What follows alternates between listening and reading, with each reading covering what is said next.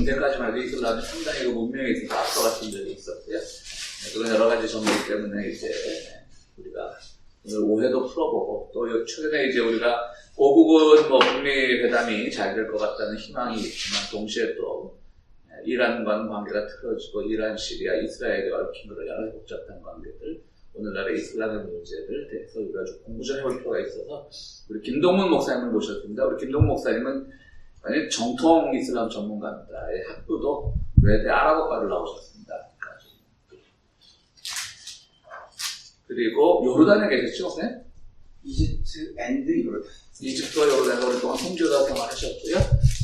그 이슬람에 대한 여러 책도 쓰셨고 신문에 여러 가지 기고도 하시고 한때는 그 우리 한겨레 신문에서 발간하는 어서 오십시오. 한겨레 20일이라고 하는 그 한겨레 주간지 거기에 중동 전문 특파원으로 이렇게 오랫동안 기고도 하시고 그랬던 이 분야에 있어서는 전문가입니다. 물론 한국에도 많은 이슬람 전문가들이 있겠지만 특별히 우리 목사님은 또 우리 기독교와의 관계 또 그곳에서 살았던 경험들 그리고 최근에 일어나는 시사적인 것들 우리가 함께 목사님 통해서 들을 수 있어서 되게 감사합니다. 김동건 목사님 모실 때 박수로 환영하겠습니다.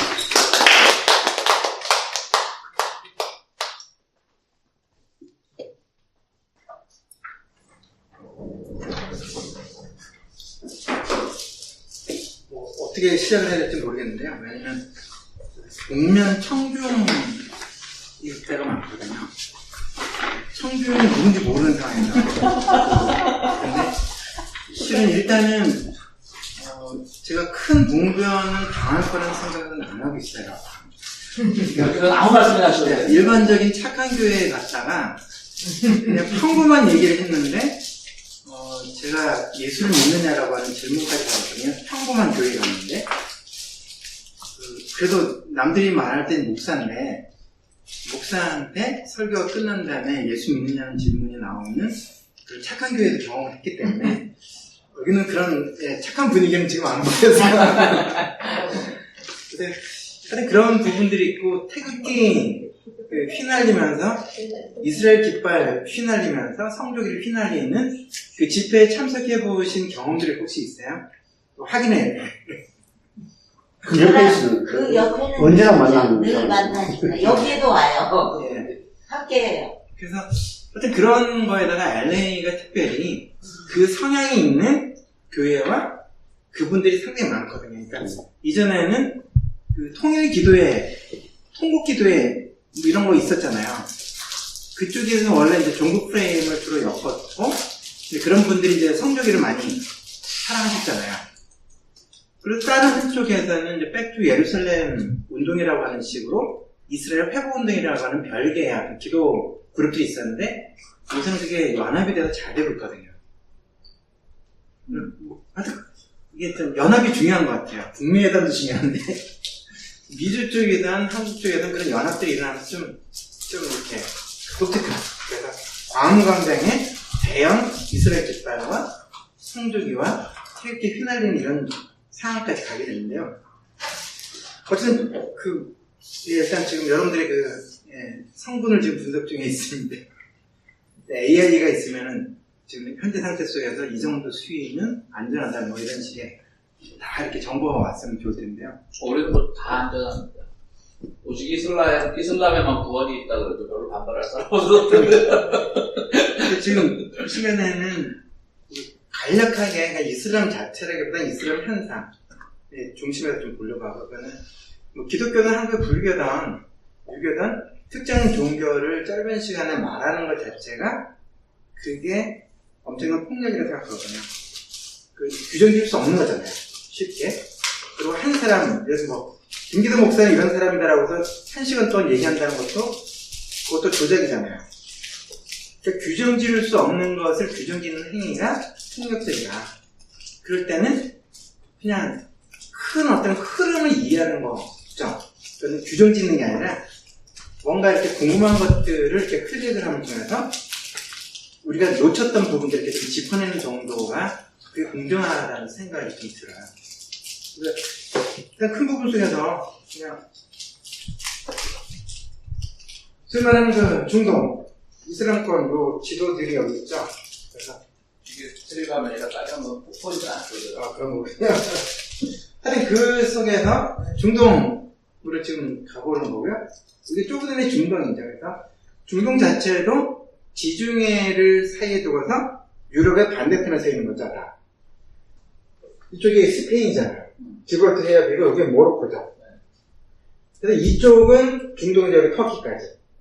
그리고 이쪽 그리스부터 이탈리아 이런 쪽이 다 유럽이잖아요. 그래서 지중해를 놓고서 서로 맞서 있는 중요한 문명권에 해당되는 거고, 그래서 그런 부분 속에서 큰 거는 고대 시절에는 저쪽에서는 크게 두 가지 문명이 있었죠. 중동에 있던 문명 아시죠? 이쪽에 있는 유프라테스 티그리스 강이 메소포타미아 문명이 형성됐고요. 나일강 문명이 형성돼 있던 거. 그 시절에 유럽은 문명이 없었죠. 상대적으로. 그 나일강 문명, 유프라테스 티그리스 강의 메소포타미아 문명에 필적할 만한 문명이 유럽에는 없었다.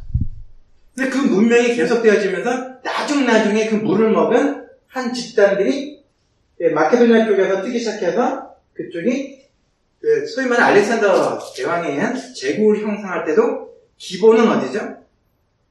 유럽 사이드가 아니라 그 반대편 사이드였죠. 거기서 힘을 키워서 그쪽이 유럽을 조금씩 이렇게 영향을 끼쳤던 거죠. 맞나요? 근데 그 뒤에 들어왔던 것이, 그리고 나서 그 제국이 4개 지역으로 나눠지면서 이쪽에 있는 프톨레미 왕조가 이집트, 그 다음에 셀루치드가 지금의 시리아, 레바논 뭐 이런 지역을 지배를 하게 됐다. 그래서 4등분 됐던 것까지가 알렉산더 그 대왕 죽음 이후에 일어났던 사건이고, 그래서 그 빈틈을 이용해서 나중에 로마가 점점 힘을 발휘하게 되면서 4개로 나눴던 나라들, 헬라 제국의 후예들을 이렇게 좀 야금야금 잡아먹고, 때로는 긴장관계, 때로는 협력하면서, 하다 나중에는 로마 제국으로 변신이 됐잖아요. 모처럼 중동 지역에 유럽 세력이 들어오게 됐던 시점이 로마 제국이었죠. 근데 그 이후의 큰 부분은 이 중동 자체는 계속적인 식민 지배를 받았다는 거죠. 로마의 지배를 받고 나서 나중에 비잔틴 제국의 또 지배를 받아요. 갑자기 세계사 공부를 해야 되는 난감함이 있지만, 하여튼 로마 제국이 나중에 동로마, 서로마로 나뉘잖아요. 그 속에서 나중에 비잔틴 제국이라는 이름으로 불렸던 그 집단이 중동을 지배했죠. 그 지배가 끝나기 전에 아라비아 반도에서 시작됐던 새로운 문명, 즉 아랍인에 의한 이슬람 제국이 들어오기 시작해요. 그것이 비잔틴 제국의 지배 세력을 밀어내고 새로운 지배 세력이 됐던 거죠. 그들이 모로코까지 들어가고요. 거기를 넘어서서 지브롤터 해협을 넘어서서 스페인과 포르투갈 지역까지도 이슬람 세력이 들어가게 됐던 거거든요. 그런 흐름 속에 큰 부분을 보면 그 스페인과 포르투갈을 넘어서 유럽으로 들어가진 않았어요. 여전히 중동과 그 안이 이렇게 두 개의 세력이 공존했던 상황이었다고요. 스페인, 특별히 남부 스페인 남쪽 안다루시아 지방에서의 이슬람 제국의 지배를 마치고 난 직후가 스페인과 포르투갈이 식민지 개척에 나섰던 시점이 15세기 완전 초반부터 16세기까지 이어지죠. 시망봉이라는 데를 돌아서 넘었던 것은 당시의 유럽은 바다 끝은, 지중해 끝은 낭떠러지가 있다고 믿었기 때문에 항해를 하지 않았는데, 아랍 이슬람 문명은 지구가 평평하다 생각지 않았거든요.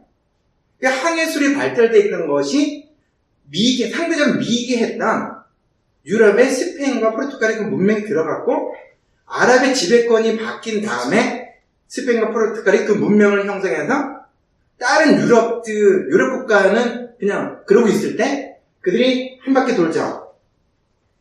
한 바퀴 돌아서 어디로 가죠?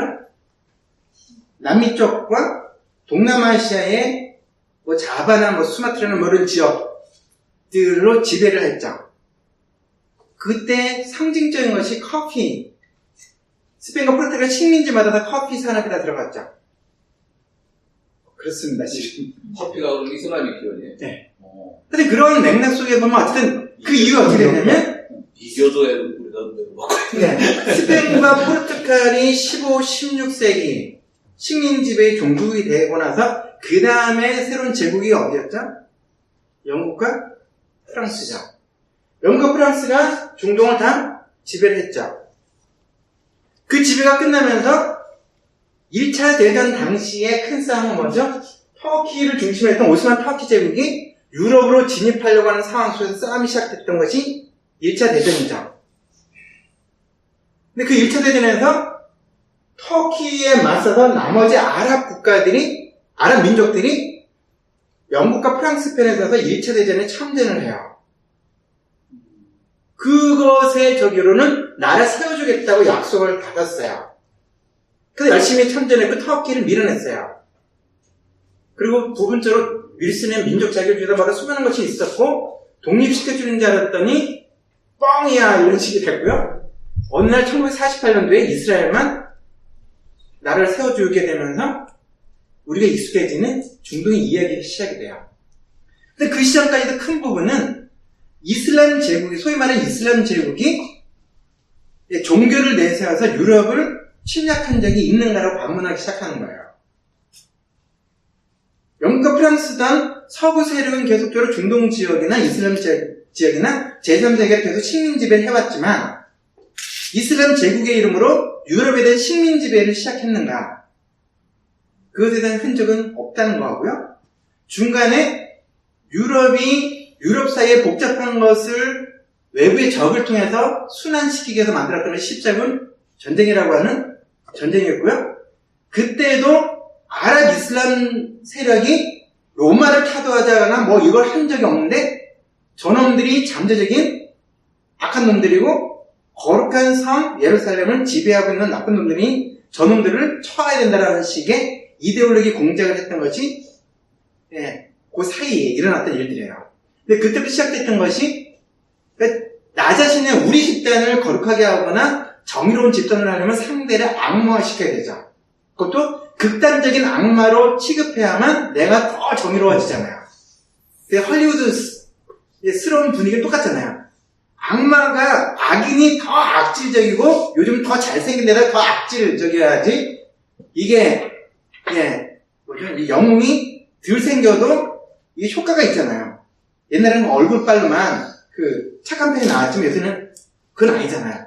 근데 그런 패턴 속에서 조작됐던 것이 한 손에는 코란, 한 손에는 칼이라고 하는 있지 않은 이데올로기를 만들었고 그것이 중세를 거쳐서 근대시대, 현대까지 이르를 때 그것이 그냥 빼도 박도 못하는 진짜처럼 포장이 되었는데 지금 살짝 말씀드린 것지만 아랍 이슬람 제국이 아랍 이슬람 문명을 갖고서 유럽으로 침략해간 적은 없었던 거고요. 특별히 스페인과 포르투갈에 대한 부분적인 지배 때도 당시에 뭐 수많은 왕조가 있었잖아요. 부르봉 왕조다 뭐다 있을 때 왕조의 이 거친 정책에 의해서 저항하던 영주들이 있었던 거죠. 성주들이.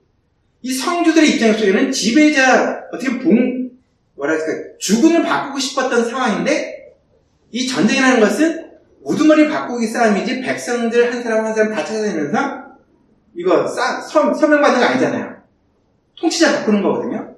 자발적인 형태로 아랍 군대를 맞이했던 것이 스페인과 포르투갈에서 있었던 일들이었어요. 그러니까 정상적인 식민지배였다면 식민지배 받은 나라가 망가질 확률이 클까요? 아니면 성장할 확률이 더 클까요? 망가질 확률이 큰데 어떻게 그 아랍의 식민 지배를 받았던 스페인과 포르투갈이 아랍의 그 통치자가 빠지자마자 신대륙 발견을 나섰는가라고 할 때는 하나의 힌트는 얻을 수 있죠. 문명이 있었다는 거거든요. 그리스 로마 문명도 실은 유럽에서 사라졌지만 아랍 이슬람 제국은 그것을 문명을 다양한 형태로 번역해냈고 그거를 보존하고 있던 상태였었고 그리고 중세 때 있었던 화학, 물리, 수학, 지리학 이 모든 것의 용어가 아랍어로 돼 있어요. 저쪽 동네는 그냥 멍하게 있을 때 여기는 땅을 해치고 다니던 시절이었거든요. 근데 그런 거에다 대수학에는 저는 실은 수학에서는 근해 공식이라는 거 혹시 아나요? 저는 그거 이상을 풀어본 적이 없어요.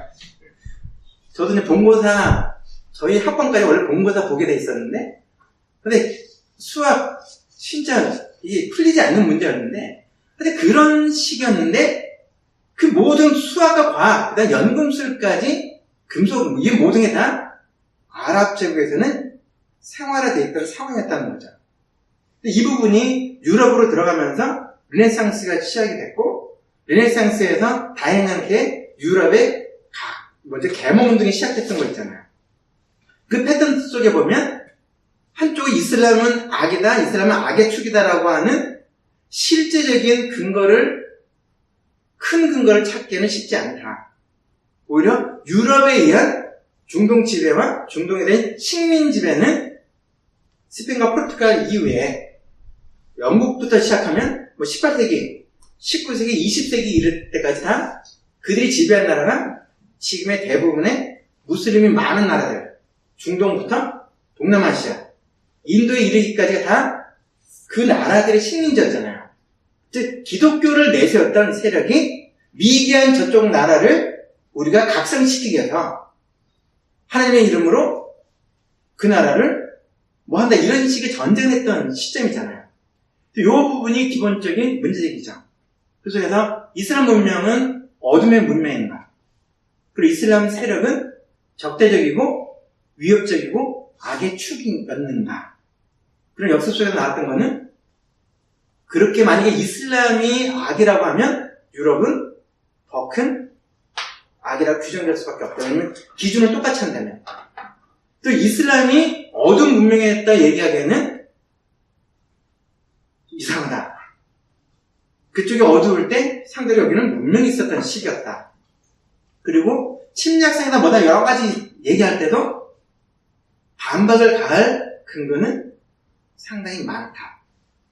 근데 그런 것 또 하나는 아까 48년 이야기를 했지만 48년 이후에 이스라엘의 독립 이후에 상황은 복잡해지기 시작했던 부분이 있다. 그리고 하여튼 그런 부분이 기본적인 이제 문제제기로 시작되는데요. 그래서 어쨌든 이슬람에 관련된 여러 형태 그냥 네거티브한 것에 대한 기본적인 문제제기를 시작한 거예요. 여기까지는 동의가 되시나요? 중간에 뭐 질문하셔도 돼요. 네, 질문하셔도 되고요.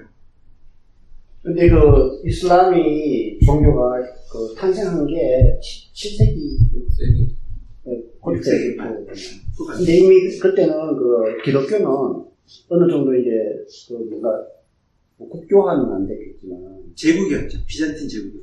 6세기 비잔틴은 아니에요. 6세기 처음 이슬람이 출발할 때. 그때 이미 비잔틴. 그때 이미 비잔틴, 그렇지, 컨스탄틴이 앞서게. 네. 근데 기독교가 그 상당히 많이 먼저 퍼지기 중동 자체가 기독교 국가들이었어요. 그죠. 그러면 지금 그 7세기 때 그 이슬람이 생겨나게 된 배경은 그 기독교 사상을 바탕으로 해서 생겨났다는. 일단 그건 좀 이따 짚기는 해야 돼요. 근데 일단은 기본적으로 이슬람 세계에 관련된 밑그림을 좀 정리했던 거고요. 네. 하여튼 좀 전까지 말씀드렸던 것이 이해가 되시면 이제 좀 더 이제 안에 들어갈.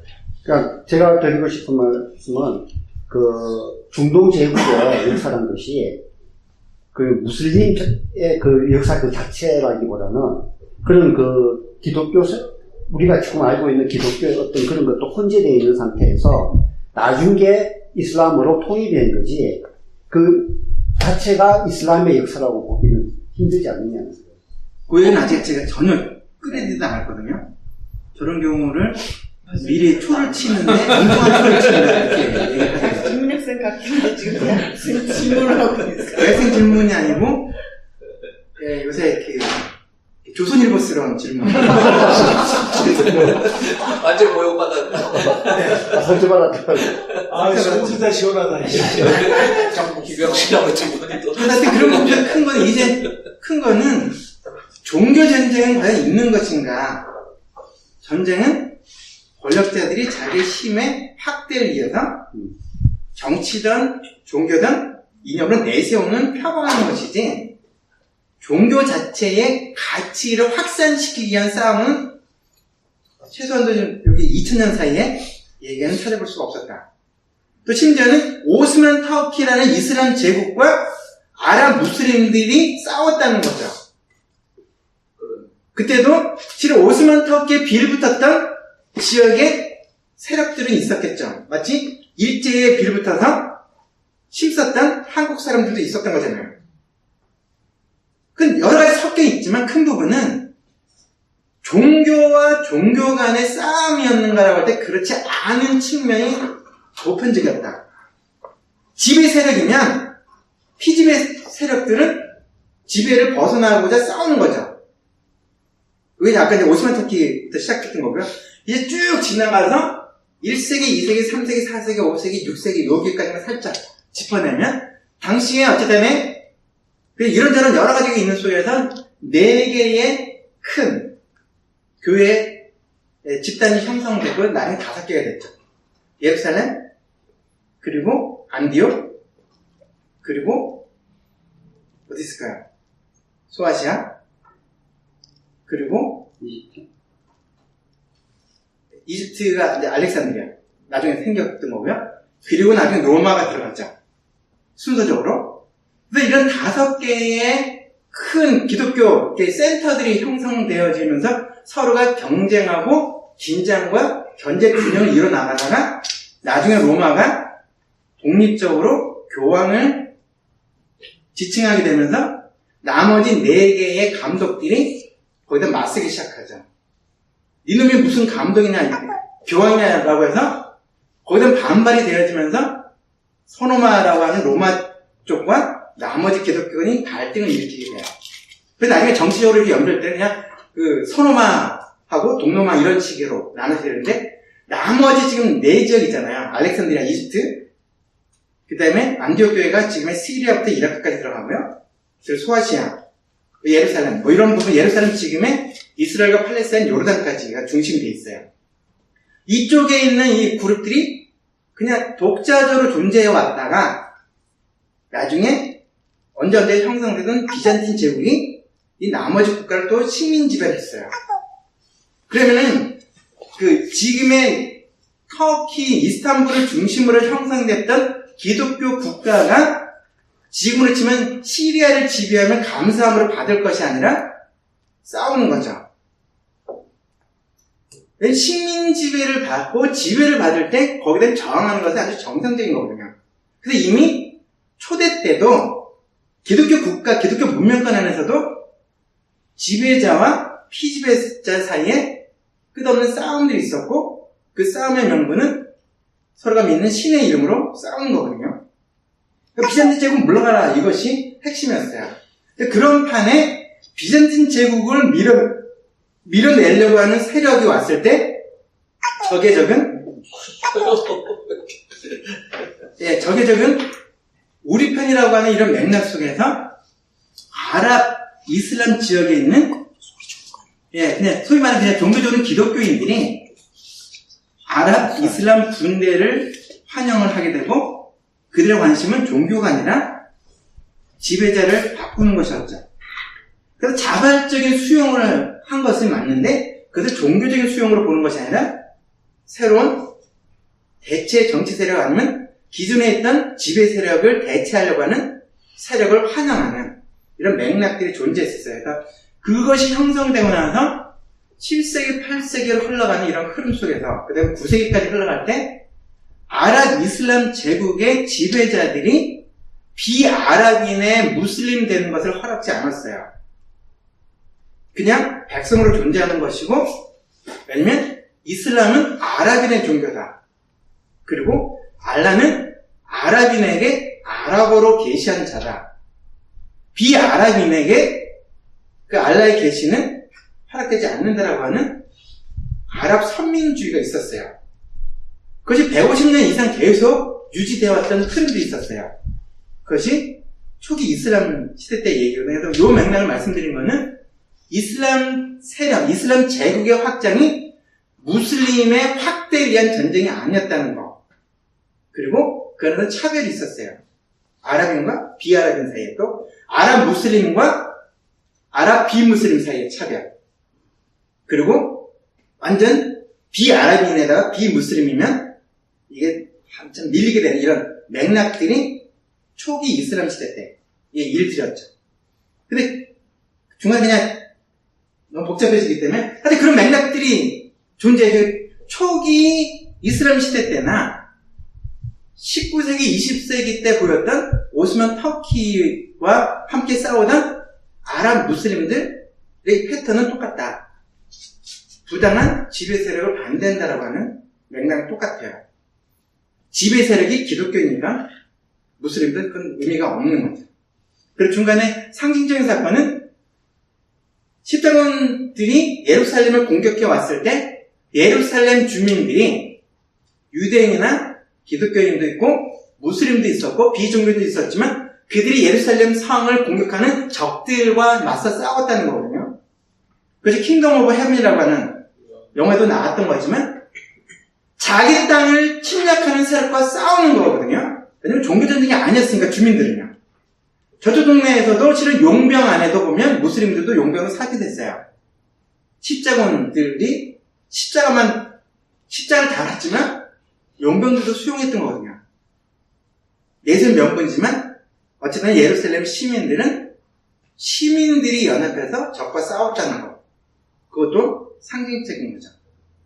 결국은 종교전쟁으로 치부하려고 하는 거는 저쪽 동네에서 만들어놨던 이데올로기였고 자신들의 온전하지 못한 불의한 전쟁을 포장하기 위한 포장수로서의 종교로 포장했던 거고요. 하여튼 그런 이야기를 쭉 하다가 실은 1990년도에 걸프전쟁 1991년 1월에 미국에 의해서 이라크가 공격을 당할 때 당시에 조지 부시는 새로운 십자군 전쟁을 선언하게 됐죠.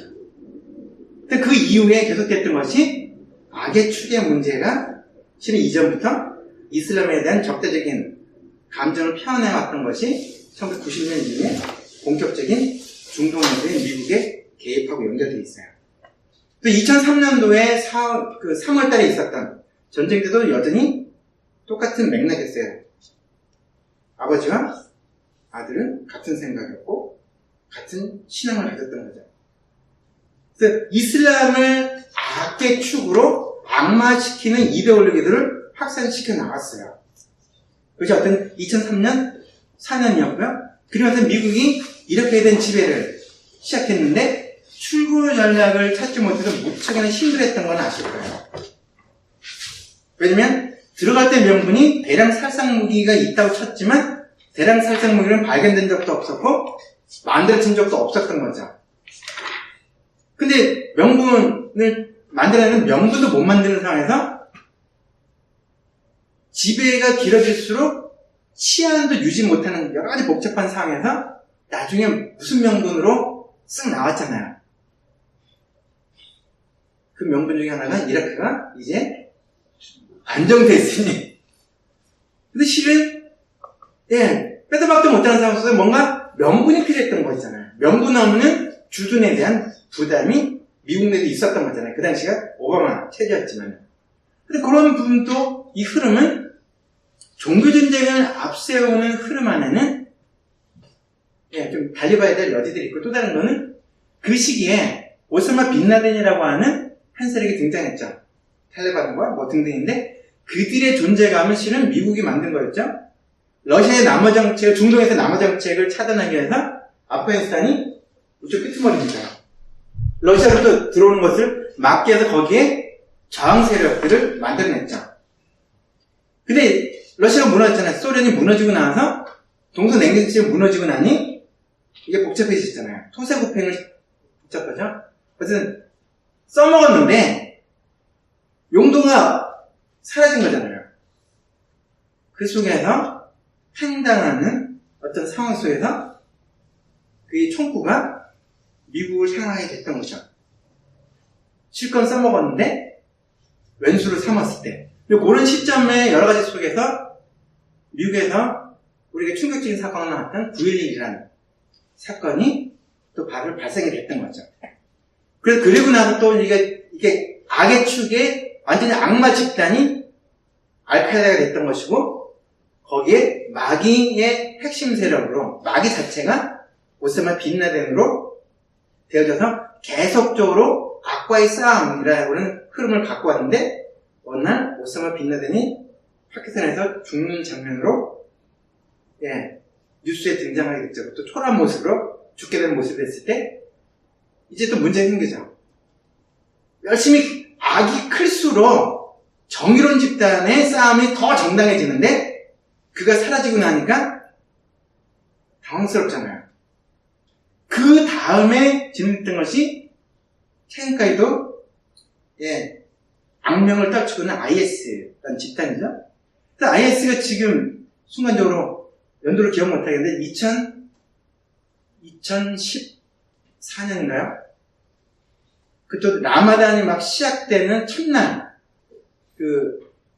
IS의 지도자가 이슬람 국가를 천명하는 사건이 있었고 그때는 이미 중무장한 상태에 완전히 시스템을 갖춘 테러 집단이 탄생이 돼요.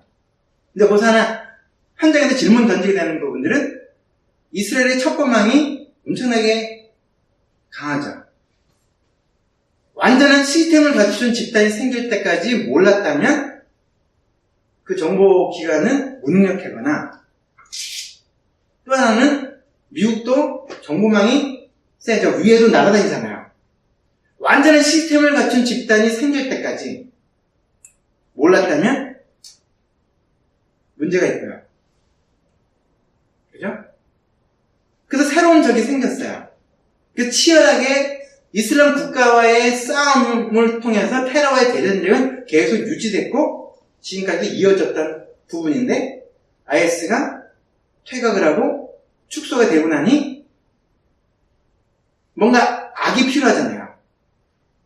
정의로운 편과 싸울 라이벌이 없으면 정의의 사도는 힘을 못 써요. 그래서 새로운 악의 사도는 누구죠? 뭔가 만들어냈잖아요. 그러다가 어떤 최근에 그런 사이에 제가 갖고 놀던 장난감이 여기 그런 속에서 지금 지금까지 봤던 그 동네들 그냥 하늘던 건데요. 최근에 저분께서 이런 거에 뭐는 없다. 그 장면이 최근에 일어난 일이죠. 그 저분께서는 주로 트위터를 대변인으로 쓰시잖아요. 그래서 트위터에 회사에 돈을 많이 내야 될 분인데 그렇게 하자마자 일어나서는 말 같지 않은 일방적인 거잖아요. 상황은 똑같은데 일방적으로 협정이 무효됐을 때 최근에 일어났던 거고요. 일단 5월 8일이라고 제가 또 친절을 써놨습니다. 그래서 거기에 대한 문제제기를 지금 이란의 대통령이 또 문제제기를 하고 있고 그러고 나니 또 주변 국가들이 다 난리 펴요. 그래서 사우디도 반대 이란이거든요. 반이란이에요. 그리고 이스라엘을 지지했어요. 그래서 심지어 이런 얘기까지 했어요. 사우디의 실세고 왕이 거의 허사비거든요. 왕세자인데 한국으로 치면 이방원 정도예요. 태조를 겁박을 하고 정종을 무력화시킨 다음에 실세라도 다 하다가 아버지도 물러가고 형도 물러가고 나서 조선의 3대 왕이 되죠. 이름이 태종이죠. 지금 그 상태의 인물이에요. 근데 그 인물이 지금 실은 이스라엘도 여러 번 공식적으로 비공식적으로 수없이 방문했고요. 이 궁중 쿠데타로 빈살만이 얼굴을 보여줘야 되니까요. 잠깐만요. 궁중 쿠데타로 왕세자로 책봉이 되자마자 이스라엘이 고위 관리가 공식적으로 환영의 성명을 발표했어요. 유대교의 종주국과 이슬람의 종주국 사이에 우리는 갈등이 있다고 많은 사람이 얘기해왔지만 전혀 그건 아니었고요. 그래서 적극적으로 맞닥뜨리는 수많은 일들이 있었어요. 네타냐후 총리도 여러 형태로 만났어요. 그리고 아카바라고 하는 이스라엘 최남단 지역도 방문하고 비공식 공식 방문을 수없이 했던 건데 그런 식의 공조가 되어지면서 이제 서로의 공동의 적이 이란이었어요. 사우디의 공공의 적도 이란이었고 이스라엘의 공공의 적도 이란이었어요. 근데 지금 이런 부분에 지금 골란고원에서 시리아와의 싸움이 아니라 그쪽에서 지금 이란과의 싸움을 이미 진행 중이죠. 여기 보시면 5월 10일인데 시리아 내에 있는 이란의 군사기지들을 공격을 시작을 했어요. 이게 공조가 잘 일어나고 있는 느낌 아세요? 트럼펫이 울리고 전쟁 선언처럼 되어지는 순간 이제 싸움이 시작되는 거죠.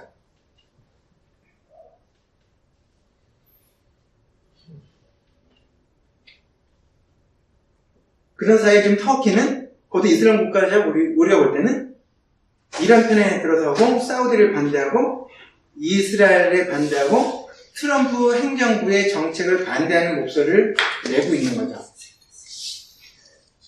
이게 지금 하여튼 최근에 일어났던 그런 부분들의 이 상황들인데요. 요새부터 큰 부분은 지금 중동 안에서 일어나는 것은 종교가 중심 이슈인가 아닌가에 대한 판단의 정보는 제시했죠. 종교는 아무 의미가 없는 거죠. 이슬람 국가끼리 뭉치는 거 아니거든요. 그냥 정치적인 이해관계에서 종교 관계없는 거예요. 그러니까 이스라엘과의 관계는 내용적으로 이미 정상화되어 있어요. 사우디하고요. 그리고 사우디아라비아의 영공을 통과하는 인도 비행기가 텔아비브로 오가요. 그 거룩한 땅을 이스라엘의 더러운 게 묻은 비행기가 사우디 하늘을 날아서 인도로 가거든요. 물론 사우디의 공항에 들어가게 돼요. 직접적으로 직항은 없어요. 그러나 두 나라를 연결하는 제3국 비행기 인도 항공기 에어 인디아가 이미 취항을 한 상태죠. 그리고 까타르와의 전쟁이 있었죠. 까타르와의 국교를 어느 날 갑자기 단절해요. 사우디아라비아, 쿠웨이트, 바레인 뭐 할 것 없이. 근데 그 핵심에도 보면 까타르가 이란 편이다 라고 하는 것을 내세웠어요. 근데 어떤 분들은 아시겠지만 알자지라 방송이 까타르 방송이에요. 근데 지금 제가 보여드리는 화면들은 다 사우디 방송인 알아라비아 방송이에요. 저 방송에는 팔레스타인인들이나 이스라엘의 어떤 폭력적인 상황들이 잘 보도가 안 돼요. 오늘도 검색하려고 했는데 안 떠요. 분명히 심각한 이슈가 있었는데 그래서 유엔이나 유럽에서부터 나서서 가자 지역에서의 이스라엘군의 민간인 시위대에 대한 총격 사건을 전쟁 범죄를 규정했지만 지금 영국이 거기에 성명서가 아직 덜 나오는 상태고 근데 하여튼 그 뉴스 보도가 알아라비아 공사는 거의 없어요. 이 맥락은 어떤 말씀 드리냐면 종교는 권력 집단이 자신의 통치를 원활하게 해서 적절하게 사용해먹는 포장일 뿐 그것이 핵심이 아니다는 거죠. 형제의 아랍 형제의 이슬람주의 이런 거 의미가 없는 거거든요. 실은 지금 이집트에서도 단체제 인사들을 어떤 경우는 한 날에 한 법정에서 400 몇십 명을 사형 선고를 내렸어요. 왜냐면 지금 알-아시 이집트 대통령이 군부 쿠데타거든요. 그러니까 정상적인 민간 정부를 선거를 통해서 형성된 민간 정부를 1년 만에 뒤집어 엎었어요. 그리고 무바라크나 9세대 세력들에 대해서 문을 확 열어버리고 지금 또 포장된 투표를 통해서 집권을 시도를 하거든요. 근데 그럴 때 그 집권을 반대하는 세력은 다 알카에다 또는 IS 추종 세력이 됐어요. 한날 한 자리에서 수백 명이 사형 선고를 받는 이런 일이 있을 때 거기에 대해서 문제제기를 하는 다른 이슬람 국가들이 별로 없었어요. 정치적인 장난이거든요. 그러면 반대하면 한국으로 치면은 30년 전에 지금 말고 30년 전에 정부 반대하면 너 빨갱이 이렇게 치고 나갔던 거잖아요. 지금도 그런데 그런가요? 지금보다 심한 정도로 살았는데 근데 이슬람 지역은 지금 정부를 반대면 너 IS예요. 그러면 이건 완전 색깔 덧칠하고 여기는 보호가 필요 없는 대상이 되죠. 제가 IS 추종자라서 이 사회 속에서 테러를 저질렀다라고 하는 식으로 테러 음모 혐의를 딱 뒤집어 씌우면 이거는 풀어낼 수가 없어요. 이 색깔론이 존재하는 거는 다른 형태예요. 근데 그 부분이 지금 중동 지역에서 다 깔려 있는 거죠. 반대파는 무조건 알카에다 추종 세력이나 IS로 서로 막 치고 박는 거예요. 그럴 때 뭐 쉬아다 순이다 이거는 큰 의미가 없는 거죠. 종파 전쟁도 아니고 실은 내 편이 아니면 남의 편인 거예요. 지금 레바논도 지금 그 선거 국면인데 그거 관계없거든요. 종교 관계없이 서로가 합종 연행을 그냥 쉽게 하는 거예요. 정치적인 이해관계에 의해서 국민들을 이용하거나 종교를 활용하는 맥락이 그 말은 그냥 이슬람 지역 쪽은 여러분들이 아는 중동 지역에 일어나고 있는 현재까지 상황이에요. 근데 불구하고 이런 뉴스가 나오면 한국 뉴스는 종교로 해석하려고 해요. 예를 들어서 그냥 작년에 트럼프가 여기 지금 그 다음 장면 나올 텐데요. 예, 미국의 주 이스라엘 대사관이 텔라비브라는 곳에 있다가 지금 예루살렘으로 옮기는 현판식을 하고 있거든요. 그러니까 예루살렘의 구시가지, 예루살렘 옛날 성 가까운 쪽에 원래 미국 명사관이 있었어요. 그쪽 지역으로 대사관을 옮기게 돼요. 근데 그걸 하고 있는데 트럼프가 예루살렘은 이스라엘의 수도다라고 선언했을 때 언론들은 이제 중동에서 종교전쟁이 일어날 거라고 막 뻥을 쳤지만 일어난 적은 없었어요. 단지 팔레스타인 사람들의 일부가 금요일날 예배 끝난 다음에 시위를 했을 뿐 그것이 이슬람 세계 전체에 걸치면서 반이스라엘 사상이 막 확산되거나 반이스라엘 시위가 격화된 적이 없었다는 거거든요. 그 시점에 사우디아라비아는 이스라엘과의 밀월 관계를 계속 유지시키고 강화시켜갖고 공조하고 있다는 거거든요. 왜냐면 그들의 공공의 적으로 우리 특통령과 함께 설정됐던 이란은 공공의 적이 됐던 거거든요. 그래서 이란을 적으로 하는 연합전선이 강화됐을 때 텔아비브와 즉 예루살렘과 사우디아라비아가 공조도 아주 긴밀한 공조를 해왔다는 거. 그러고 나니 중동이 이 예루살렘 이슈 갖고도 흔들린 적이 없어요. 그냥 그런 상태들. 근데도 종교 이슈로 보는 게 너무 익숙한 거거든요. 기독교와 이슬람과 유대교의 뭐 같은 차를 이렇게 포장하지만 그건 존재하지 않는다. 또 내용적으로는 뭐 시아파 수비파라고도 언론에도 그렇게 해야만 해석을 하려고 하는 거거든요. 근데 이게 단순한 것이 아니라 더 본격적인 정치적인 이해 득실 관계로 봐야 되는 거지 종파적인 이해가 핵심 이슈가 아니고 그럼 포장술이거나 자기 아군들을 늘리게 한 방편일 수 있거든요. 근데 그런 상황들이 그냥 여기까지 지금 바로 일어나는 사건이 레바논에서 지금 투표 선거 상황 국면에 5월달 일이고요.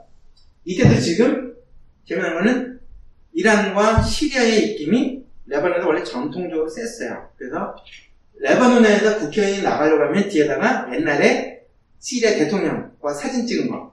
한국에서 옛날에 그때 있잖아요. 그분과 사진 찍은 거 많이 썼잖아요. 그 비슷한 분위기들이 존재하는데 거기서 지금 아주 독특한 거는 여기는 이분 지금 레바논의 총리인데요. 사우디아라비아를 방문했다고 어느 날 사퇴 선언을 했었던 장본이네요. 그런데 이후에 사퇴가 될 적은 없어요.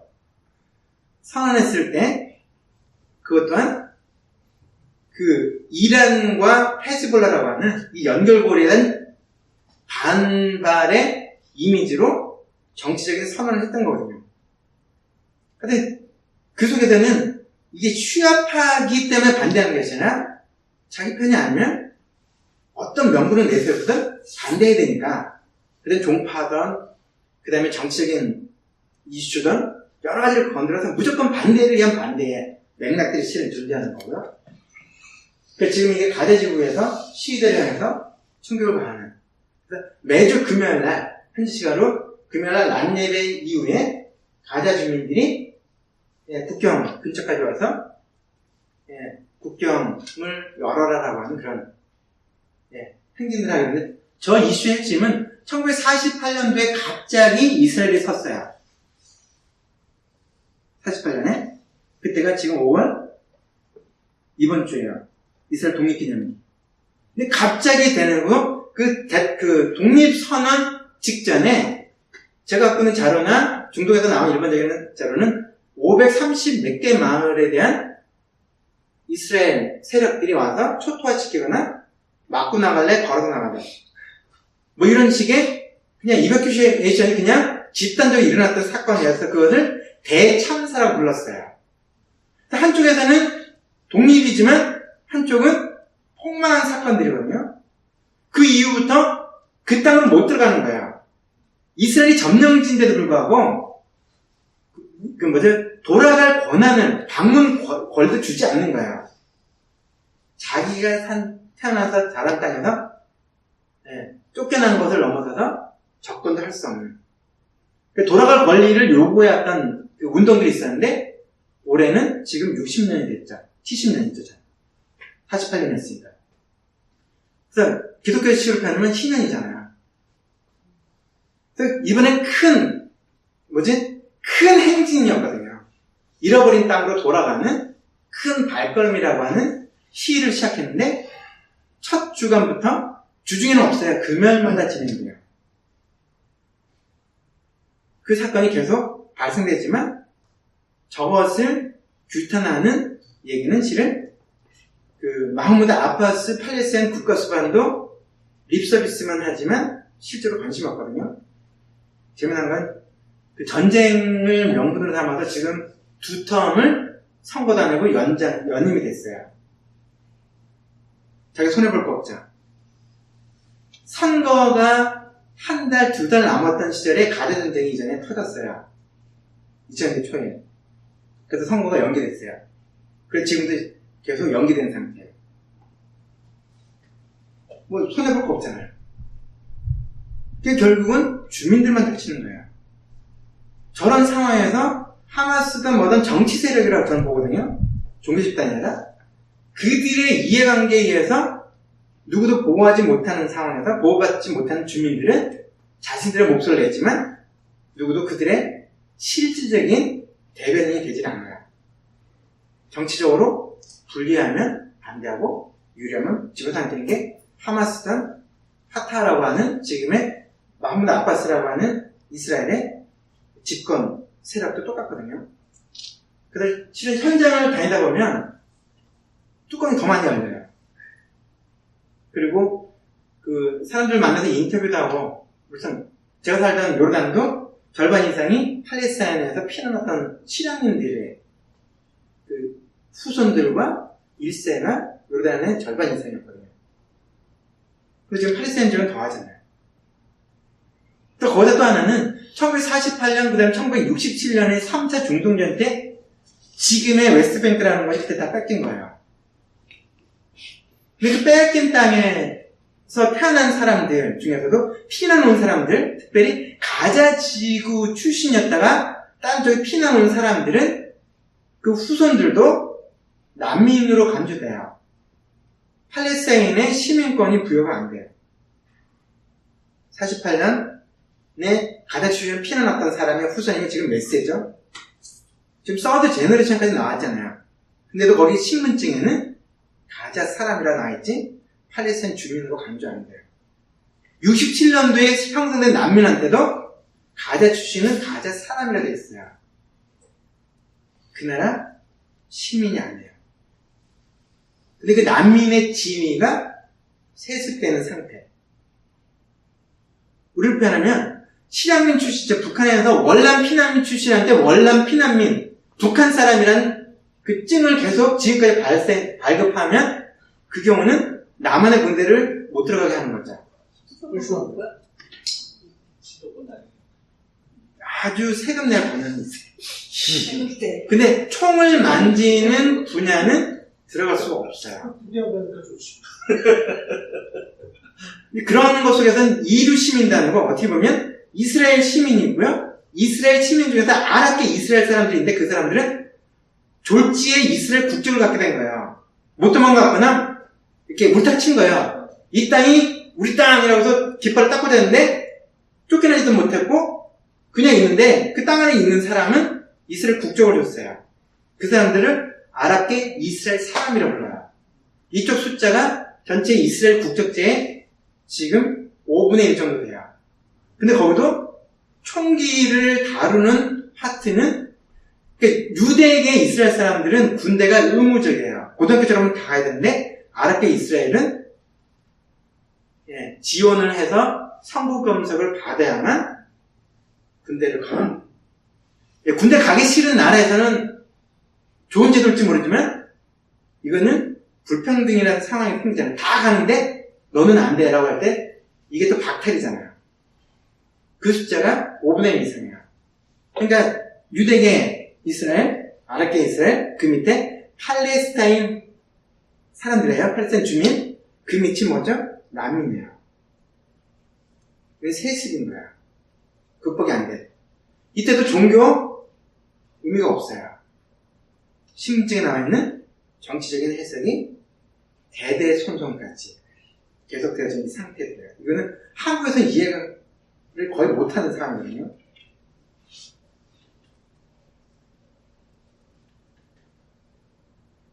근데 고작 저들이 할 수 있는 거는 하나예요. 하나는 타이어를 태우고 그 다음에 철조망에 접근하려고 하는 시도하는 거예요.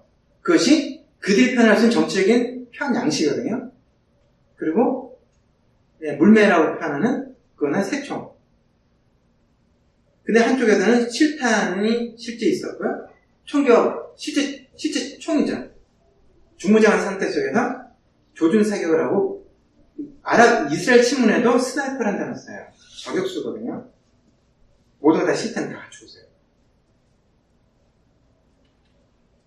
그런 상황에서도 여기 지금 보면 이 사람은 이 편에 정확히 서서 지금 IS를 내세워서 이란을 지금 내세워서 그들과 싸우는 우리 편이 돼 있어요. 여기는 종교 중요하지 않아요. 여기 좀 다 들어와 있죠? 종교전쟁이 아니라 악과의 대전쟁, 악의 축과의 싸움 속에서 그냥 다 섞여 있는 이런 패턴들을 보세요. 하여튼 이게 두 번째 파트인데, 그래서 큰 부분은 지금 일어나고 있는 중동 안에서의 분쟁과 갈등이 종교가 중심에서 일어나고 있는 건가? 그보다는 여러 형태의 정치 권력의 이합 집산과 악의 다툼에 의해서 평범한 무슬림들이, 평범한 기독교인들이 희생양이 되어지는 패턴들로 흘러가고 있는 것도 볼 수 있다. 그래서 어쨌든 이게 지금 첫 번째 파트 아까 보셨죠? 그냥 좁은 의미 속에서 그냥 세계사 안에서 그런 갈등과 이런 것이 종교가 중심적인 요인이었는가? 저는 그것이 아닌 것으로 봐야 된다 이 말씀드렸고요. 그리고 현대사 속에서 일어나는 중동에서의 분열, 분쟁, 갈등 이런 것 속에서도 종교적인 요인이 핵심이 아니다라고 두 번째 파트도 좀 말씀드렸어요. 저 화면 봐기 전에 악의 삼각형이라는 이야기가 나오는데, 그 악의 추가로 나간 거잖아요, 그죠? 악의 삼각형이 한쪽은 이란이고, 그 다음에 무슬림의 그 형제들, 두 번째 뭐야, 무슬림 브라더거든. 그 다음에 극단주의자들. 근데 그 무슬림의 브라더들은 왜 악의 삼각형이라는 형식이에요? 거기에는 다 들어가는 거야. 그러니까 저기에 다 집어넣어서 까타르도 저기다 집어넣어요. 자기 편이 아닌 무슬림. 네.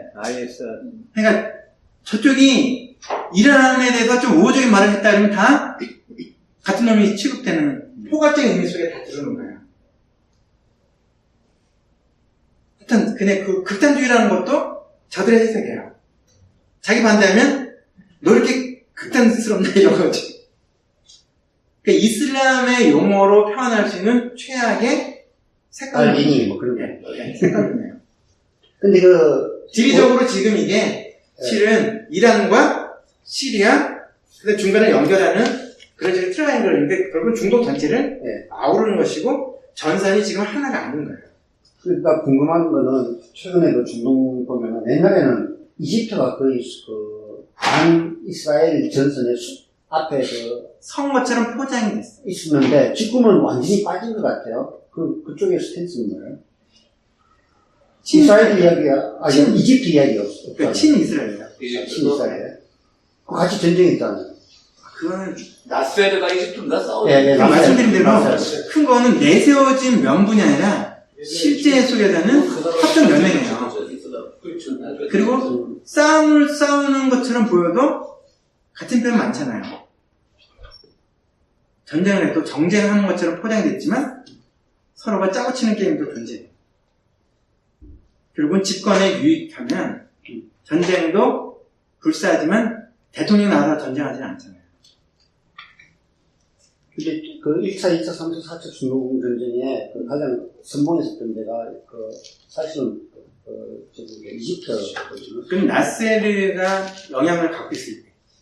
나세르가 그 사일도 중에 총 맞아서 네, 정말 그 화해한다고. 그 흐름이 실은 아까 이제 이렇게 모임 전에 말씀하셨던 것처럼 1960년에 아무개 대통령이 딱 떴을 때 군산복합체험 등등 여러 가지 복잡한 것 속에서 월남전 반대하고 뭐하면 싫으니까 치잖아요. 실상은 그쪽 안에서는 누구의 힘이 필요해요. 근데 그쪽 세력에 걸림돌이 되는 세력들은 제거됐었고 또 다른 거는 지금 갑자기 이름이 생각 안 나는데 지금 나세르 대통령도 저쪽에 뭐죠? 사돈이 유대계 핵심 세력들이에요. 척라이라고 사돈이 그냥 관계 없어요. 그냥 경상도인데 전라도 사돈을 둔 거예요. 근데 이게 전라도 사람이 되는 게 아니라 정치적인 거잖아요. 근데 되게 왜냐하면은 그 당시 이스라엘하고 이집트하고 전쟁할 때 북한하고 동맹을 맺고 있었거든요. 이집트는? 예, 이집트가 70년대 초까지는 말한 대로 나스르가 죽고 나중에 사다트가 죽고 하면서 확 변하기 시작하거든요. 근데 그 전까지는 나름대로 이렇게 색깔들이 좀 선명했었어요. 아랍의 사강이라고 표현하는 리비아, 그 다음에 시리아, 이라크, 그리고 옆에 이란 쪽은 원래 안 껴졌거든요. 그런 삼강 세력이 전선이 뚜렷했었어요. 그리고 그들이 주도했었고요. 근데 지금 다 이합집산 됐었고 지금 다 사라졌잖아요. 그러니까 이전 시대, 냉전 시대로 표현할 수는 없죠. 그 세대에 있었던 중심 세력이 다 악의 축으로 규정돼서 처참하게 죽임을 당했고 리비아의 가다피가 시궁창 옆에서 누군가에서 죽임을 당했고 근데 최근에 뉴스 나왔잖아요. 프랑스의 아무개한테 엄청난 자금을 줬는데 먹튀였던 다 나왔잖아요. 그렇게 상을 공견해놓고 나서 나중에 완전히 등 돌릴 뻔했던 이런 거고 그 다음에 사담 후세인이 아주 초라하게 그냥 교수형에 처해서 그냥 죽임 당하고요. 그것도 정상적이지 않는 재판 과정들이 아랍에서 지금 이슈가 됐던 거고요. 그리고 지금 시리아 속에서 아사드 대통령, 원래 죽은 아사드 대통령이 마판에 실은 보험을 들고 죽었거든요. 그 당시에 미국의 키 큰 대통령이 있었죠. 힐러리의 남편. 그때 다른 지역에서 비밀스레 두 사람이 만났어요. 그때가 김대중 대통령이 평양 방문했을 때. 그리고 얼마 뒤에 아사드가 죽어요. 근데 그 시점에 나중에 나왔던 거는 국회 정상화까지 얘기가 끝났었어요. 시리아와 이스라엘 간에. 그리고 다 따라놨고 보험을 확실히 드는 거는 아들의 자리를 인정해달라는 거였거든요. 그 인정해주겠다 했던 거죠. 근데 그 패턴 실은 사담 후세인도 똑같았어요. 2003년도에 전쟁이 나기 전에 2002년도에도 계속적으로 시나리오가 있을 때 누구만 없어지면 된다고 이렇게 마지막 막판에는 사담 후세인만 아니면 된다고 얘기가 끝났었거든요.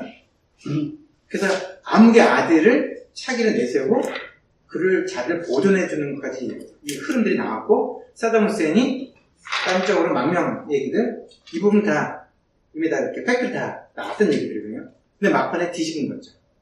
그리고 아들이 뭐간에 니네들 다 나가달라는 것으로 바뀌어지니까 이렇게 복잡해졌던 건데 어쨌든 그런 식으로 당시 핵심을 이뤘던 세력들이 다 와야 됐잖아요. 그런 와중에 이슬람 종족이라고 하는 그 상품만 울거먹던 사우디아라비아가 이제 지금 빈살만이라고 하는 저쪽이 새로운 강자가 되게 해서 판을 싹 뒤집는 거잖아요. 거긴 돈이잖아요. 그러니까 어쨌든 지금 벌써 나중에 어떻게 될지 모르는 거죠. 이슬람 종주국이 이스라엘과 실효적 외교관계, 준 외교관계처럼 돼 있는 상황에서도 차분하거든요.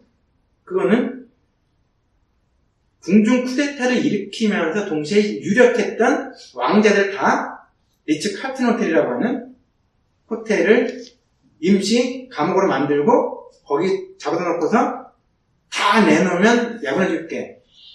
그래서 수많은 사람들이 그냥 밀리어너리들이 다 털리고 나왔거든요. 그러니까 저항세력이 없는 거예요. 그리고 시민들 위해서 개혁정책을 펴고 있거든요. 여자들에 대해서 사람 취급을 하고 있고요. 그러니까 민심은 그렇게 쓱 건드리고 정치 세력은 다 무력화시키고 그리고 외부에서 막강한 후원 라인을 확보했죠. 그러니까 잠재적인 적들, 외부의 적들은 다 차단이 된 거야. 그러니까 지금 어떤 새로운 판짜기가 진행됐을 때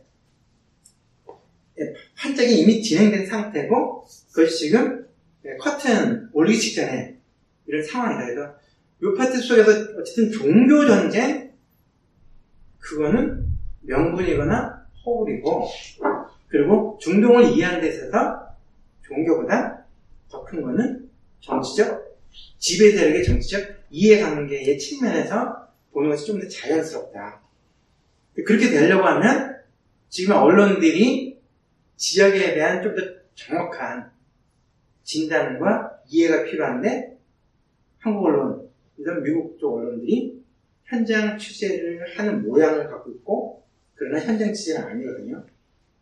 현지의 정보원들이 몰아주는 것을 데스크식으로 쓰는 거거든요. 근데 한국은 더더욱 현장 취재를 안 하고 외신을 베껴 쓰는 과정 속에서 뭔가 아는 척을 해야 되니 해석을 해야 되니 종교를 집어넣어서 이 파트가 되면 이제 새로운 중동의 전쟁이 생길 거다. 예를 들어서 지금 이란과의 저는 좀 이스라엘과 갈등이 시리아에서 벌어지는 거잖아요. 그것이 그럼 인근적으로 확산될 가능성은 전혀 없죠. 시리아가 고립돼 있잖아요. 그러니까 중간중간에 다른 고리가 완충기가 다 생겨있기 때문에 본토 간에 직접적인 충돌은 쉽지 않은 구조인데 실은 직접적인 충돌이 일어나기를 갈망하는 세력들은 많아요. 근데 그거는 좀 이상한 얘기지만 이제는 가전전쟁을 하면서 아이언덤이라고 하는 미국의 신무기가 그때 빛을 발하게 되면서 엄청나게 팔렸죠. 가전전쟁 때 엉터리 같은 미사일 날라올 때 그걸 차단하는 거 보여줬거든요. 왜냐면 군수산업 속에서는 실험실 결과가 아니라 실제 테스트한 결과가 효과가 있잖아요. 그리고 무기는 사람을 죽이게 한 거잖아요. 그것에 사람 죽이는데 효과가 있다는 현장 증거가 나오면 그거 판매하는데 훨씬 도움이 되거든요. 그런 식에서 실은 중동에서 뭐뭐 있을 때 그 이후에 무기 개발이 강화됐고 그때 선보였던 제품들이 잘 팔렸다는 거. 또 슬프지만 그냥 하나의 상황 속에 남아있어요. 그래서 묘한 것은 중동에서 전쟁 속에서는 무기들의 적중률이 떨어질 때가 있거든요. 그거는 소모해야 되잖아요. 재고 정리할 때. 재고 정리할 때는 어딘가 재고 정리해야 되는데 그냥 사막에 갔다 그냥 퍼버되면 되잖아요. 그랬을 때는 그때 좀 몇 개는 좀 맞추고 20개를 좀 맞추고 뭐 이렇게 테스트하면서 버리는 거잖아요. 그럼 그걸 통해서 리필을 해야 되니까 재생산해야 되고 또 보완해서 실험실에서의 그 시뮬레이션 갖고 안 되는 거 현장에서 보완을 하고 실무기 개발로 들어가요. 이 상황일 때 그 무대가 지금 말씀드렸던 조금의 중동 지역에서 계속 되었던 것이 최소한도 스페인과 포르투갈이 중동에 대한 직접적인 지배를 거의 하지 않았잖아요. 그러나 영국과 프랑스 이후부터는 계속적으로 중동은 그들의 뭔가 새로운 것을 개발하는 또 낡은 것을 실험해왔던 그런 현장으로 악용되었던 측면들 또한 있다. 그래서 그런 게 중동 속에서 신문에 나왔던 이슬람 관련된 것을 어떻게 봐야 될 것인가 이런 정도의 문제 제기를 좀 했습니다. 실상은 이슬람이 어떤 종교냐 관계없이 최소한도 지금 1400년 동안 이슬람 세계가 보여왔던 측면 속에서 종교가 갖는 지향하는 바가 무엇인지는 그래도 추론할 수 있다고 생각이 들어요. 그것이 세계를 이슬람화시켜서 악의 구렁텅이로 빠뜨리는 것이 이슬람의 존재의 이유인가라고 할 때 그렇지 않다는 증거는 절대 다수잖아요. 그리고 이슬람 세계 속에서 이슬람을 내전 악마화되어진 집단들이 형성되는 과정을 보면 당시에 정치적인 이해관계 속에서 누군가를 만들어내야 됐던 거잖아요. 그러니까 어떻게 보면 그냥 괴물들의 탄생에는 내부적인 요인으로만 볼 수 없는 복잡한 변수들이 실은 존재했던 것도 있다. 그러니까 큰 거는 예를 들어서 그 아라파트라고 하는 피에로를 견제해서 대체 세력으로 하마스를 만들었던 건데 누군가 만든 거죠. 어쨌든. 저 이야기 언제 한 거예요? 사우디 왕자가? 이거 지난번에 미국 왔을 때. 4월달에. 그러면은 지금 벌써 이야기가 다 끝났다는 이야기. 이란을 갖다가 그때부터 아니 작년에 다 끝난 거예요. 그러니까 지금 이란하고 크게 한번 붙자 그런 그 판으로 계속 키워오는 거죠. 이거랑 관계없나요? 지금 북미 관계가 좋아지니까 얘들이. 아니 그 북미 관계가 있어요. 왜냐하면 이란하고 북한하고 사실은 같이 ICBM 같이 만들었다. 예. 그것도 그렇고 이제 뭐 남북 회담했을 때 좀 다른 얘기지만 여기 군수 회사들 그 주식 시가가 뭐 빌리온으로 떨어졌대. 떨어졌는데 사실은 이제 이란 다시 올라간다고. 예. 그러니까 그 대상을 갖다가 시장의 큰 대상을 갖다가 중동으로 완전히 굳힌 것 같아요. 그러니까 어쨌든 큰 부분은 서로가 윈윈하는 거죠. 그러니까 가장 큰 걸림돌로 될 수 있는 그 반대쪽 사람들에게 넉넉하게 보상을 해줄 수 있는 시스템이 되잖아요. 그러니까 보상도 됐고, 노벨상을 향한 발걸음도 내밀 수 있고. 근데 어쨌든 그런 것 속에서 이거 누가 하는 말이에요? 이것도 아까 빈 살만 사우디 왕자가 수많은 명언들을 요새 만들어내고 정말 말로만 보면 뭐 뒤에 거는 수식어예요. 앞에 거거든요. 그 다음에 예루살렘, 예루살렘이 이스라엘보다 뭐 문제 없다 이런 식이거든요, 실은. 그게 지금 그래서 어쨌든 거의 이제 뒷부분인데요. 예루살렘이 이스라엘 거라고 이야기하면 저기 이슬람 교리에는 명백하게 지키는 거 아니에요. 자기네들이 꼭 살아서 한 번씩 가봐야 되는 데가 그게 아니에요. 아니죠. 어쨌든 지금 중동에서 수많은 전선이 있어요. 예멘도 여기 보면 여러 분파가 사우디와 연합해서 또 예멘을 치고 있어요. 또 예멘하고 싸워서 이 전선을 몇 군데를 가져두면 계속적으로 지금 사우디가 지금 제3위거든요. 무기 수입국으로서 무기 보유 상태가 계속 소모하면 계속 사줄 수 있어. 그러니까 수요가 있으니 공급은 계속 되겠다 했거든요. 지난번에 좀 이상한 모양새까지 있었죠. 트럼프 대통령이 무기 리스트 갖다 놓고서 얼마치 사라고 막 이거 사진은 나와 있었거든요.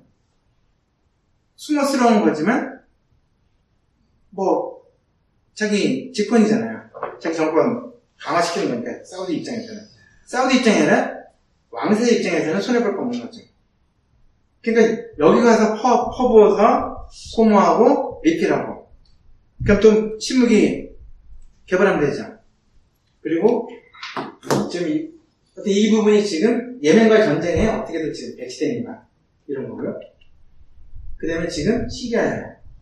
거기도 저런 식으로 다양하게 해지면 소모량은 많아져. 무기의 소비가 커지는 거죠. 그리고 서로가 그냥 사용해보는 거네. 러시아까지 와서도 지금 딴 데서 실험할 거 있잖아요. 그냥 거기다 다 퍼부어 되는 거죠. 그래서 지금 이라크가 또 마찬가지고요. 곳곳의 지역에서 이렇게 그 지역적 분쟁들의 지점들을 만들어놨는데 거기에 더해요. 지금 예멘이 아니라 이란이 지금 이란 자체가 아니라 그 세력이 이 지역 안에서 또 싸워지는 거예요. 그냥 말씀드린 대로 그 최근에 재미났던 게 미 국방부가 후원한 저항 세력과 미 정보부가 후원한 저항 세력이 교전했다는 얘기가 나오잖아요. 작전 세력들이 그러니까 서로가 미국 무기로 서로가 싸우는 상황까지 생기고 복잡해지는 거거든요. 왜냐면 무장해서 시킬 수 있는 것도 아니죠. 계속적으로 일어나는 즉 디바이드 앤 룰이라고 하는 형태 갈래가 많을수록 소비가 늘어나죠. 평화에 대한 갈망이 늘어난과 동시에 전쟁 물자의 소비도 늘어나고 그 물자는 갖다 주면 되잖아요. 근데 거저 주는 건 맞지만 실은 실험용이잖아요. 결국은 일반 주민들이 저 와중에 죽고 다치고 미래를 잃어버리는 일들이 계속 반복되는 상태들 그때 슬쩍슬쩍 종교도 엮는 거거든요. 어떻게 하면 연주를 엮어서 사이즈를 키우려고 하는 그래서 우리가 남이가 뭐 이런 식의 패턴도 좋아하는 다 들어가는데 근데 종교가 핵심이 아니라는 거죠. 같은 순니파끼를 싸우는 거고요. 같은 시아파끼를 싸우고요. 순니 시아가 연합해서 싸우고요. 이 속에서는 내 편이 아니면 다 적입니다.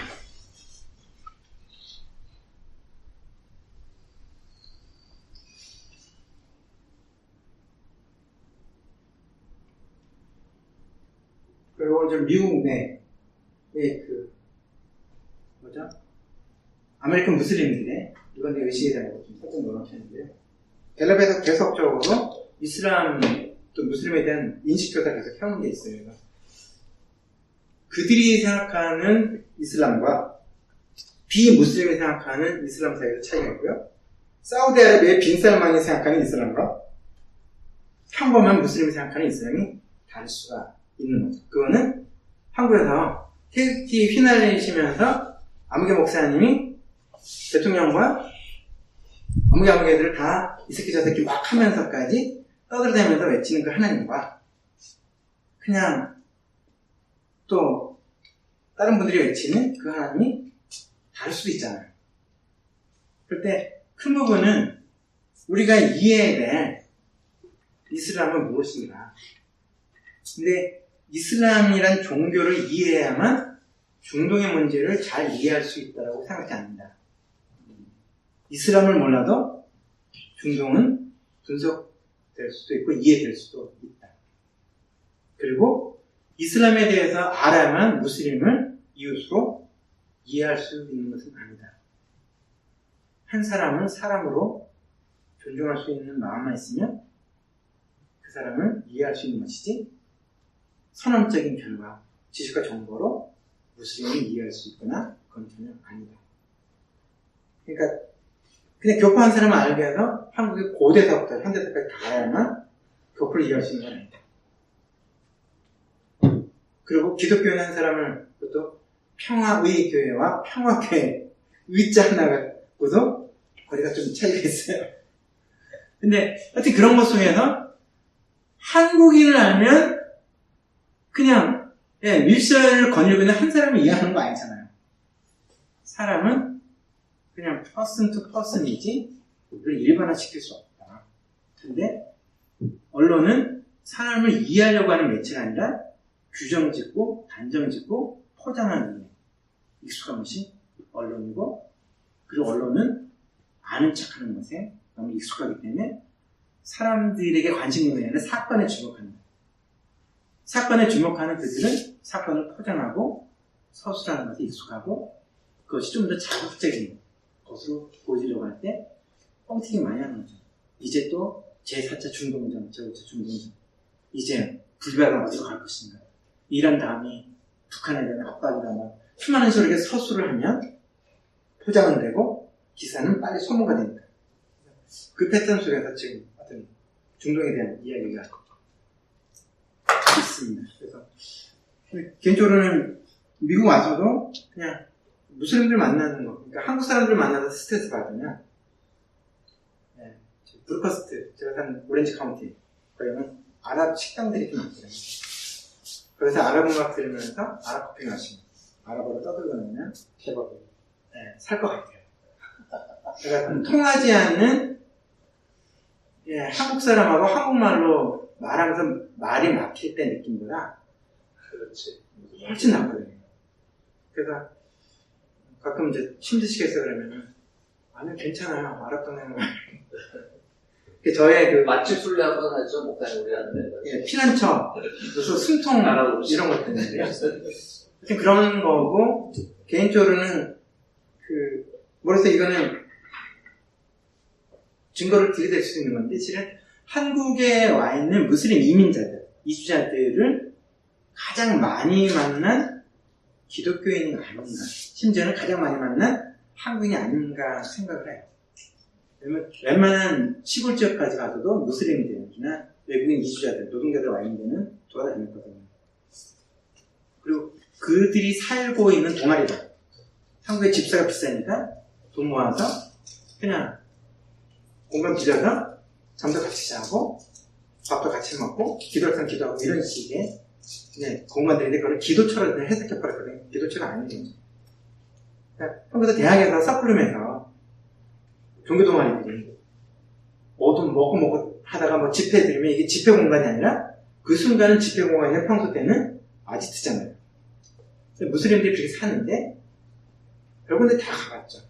그러다 이제 혼자서 그 슬픔에 젖을 때도 많았거든요. 이렇게 험악하고 이렇게 파괴된 동네까지 어떻게 저 외국인이 여기까지 와서 살고 있을까? 왜냐면 그 몰락한 그 한국의 공업도시들 있잖아요. 공업지역들. 가구공단인데, 가구가 이제 완전히 옛날식으로 그게 아니니까 완전히 폐화되어 있는데, 거기서 그냥 살고 있는 거예요. 그래서 저녁 시간, 새벽 시간, 뭐 아침 시간, 낮에 돌아다니면서 쭉 만날 때 느끼는 거는 한국 사람으로부터 사람 취급을 받아본 경험이 별로 없다는 거죠. 자기에 대해서 물어봐준 사람이 없었던 거예요. 그래서 그런 거라든지 사원 예배도 한국에서 대표적인 독립건물 갖고 있는 사원들은 금요일날 낮예배를 거의 참관을 해봤어요. 저 아무개 이만 설교 뻥이다 뭐 이런 것까지 느끼면서. 근데 하여튼 그렇게 돌아다니고 예배 참관하고 예배 끝나고 함께 공동 식사하거나 근처에 이제 뭐 먹고 마시면서 얘기를 듣고 했을 때 거기서 느끼는 거는 한국에 마치 30년, 40년 전에 LA 교포들의 삶을 다뤘던 그 안성기 씨가 주연했던 더 블루인가요? 뒷곡 들어온다. 뒷곡 들어온다. 예. 거기 보면 위장 결혼, 그 치열했던 거 있잖아요. 한국에 이전에 이민 출장 세대. 근데 또 이민 사회의 각박함 때문에 또 공항에서 처음 만난 자한테 털릴 때가 많았잖아요. 그 수많은 그 애완들, 이게 그냥 저는 직접 경험한 건 아니지만 또 이민자라는 신분을 가지고 저도 20년 됐으니까 거기서 가는 그 묘한 것들이 막 나오면서 그 무슬림 이주자를 무시하는 사람이 한국 사람이잖아요. 제가 한국 사람이잖아요. 한국 사람 다 무시해요. 근데 이스라엘이. 한국에 들어와 있는 무슬림은 아랍권이 아니라 거의 동남아 쪽에 많죠. 그것도 실은 15개국인가요? 노동력 협약 맺어서 들어오는 숫자들이거든요. 그런데 아랍계가 이제 몇천 명 정도쯤 들어와 있는데 아랍계는 뭐 예멘 이런 거기 다 포함했어요. 사우디아라비아 다 포함해서 있는데요. 숫자가 늘어나잖아요. 근데 그쪽으로는 이제 돈들이 더 있을 텐데. 한국에 돈이 없어서 한국에 오는 건 아니에요. 한국에 돈 벌기 위해서는 한국에 올 수 그럼 있어요. 선교적으로. 예? 선교적으로. 아니요. 그럼 그 사람들 인간 취급도 안 받으면서 그 아랍권에 있는 사람들이 한국에서 70년대에 노동자로 중동에 갔죠. 인간 취급 못 받으면서. 가족들에서 돈이 필요한 거거든요. 내가 인격 대우 받기 위한 것이 아니라 나한테 돈이 필요한 거예요. 그리고 한국에서 30년 전, 40년 전에 공돌 공순이 사람 취급 안 했잖아요. 시골을 떠나서 그냥 그런 데 들어간 것도 사람 취급 못 받았고 여성들이 집가시키면서까지 사장들이 아무들한테 그래도 그냥 떠날 수 없을 때는 먹여 살려야 돼 가족들 때문이잖아요. 그 치열함이 실은 한국에 찾아왔던 가난한 지역의 노동자들은 그 삶이 있어요.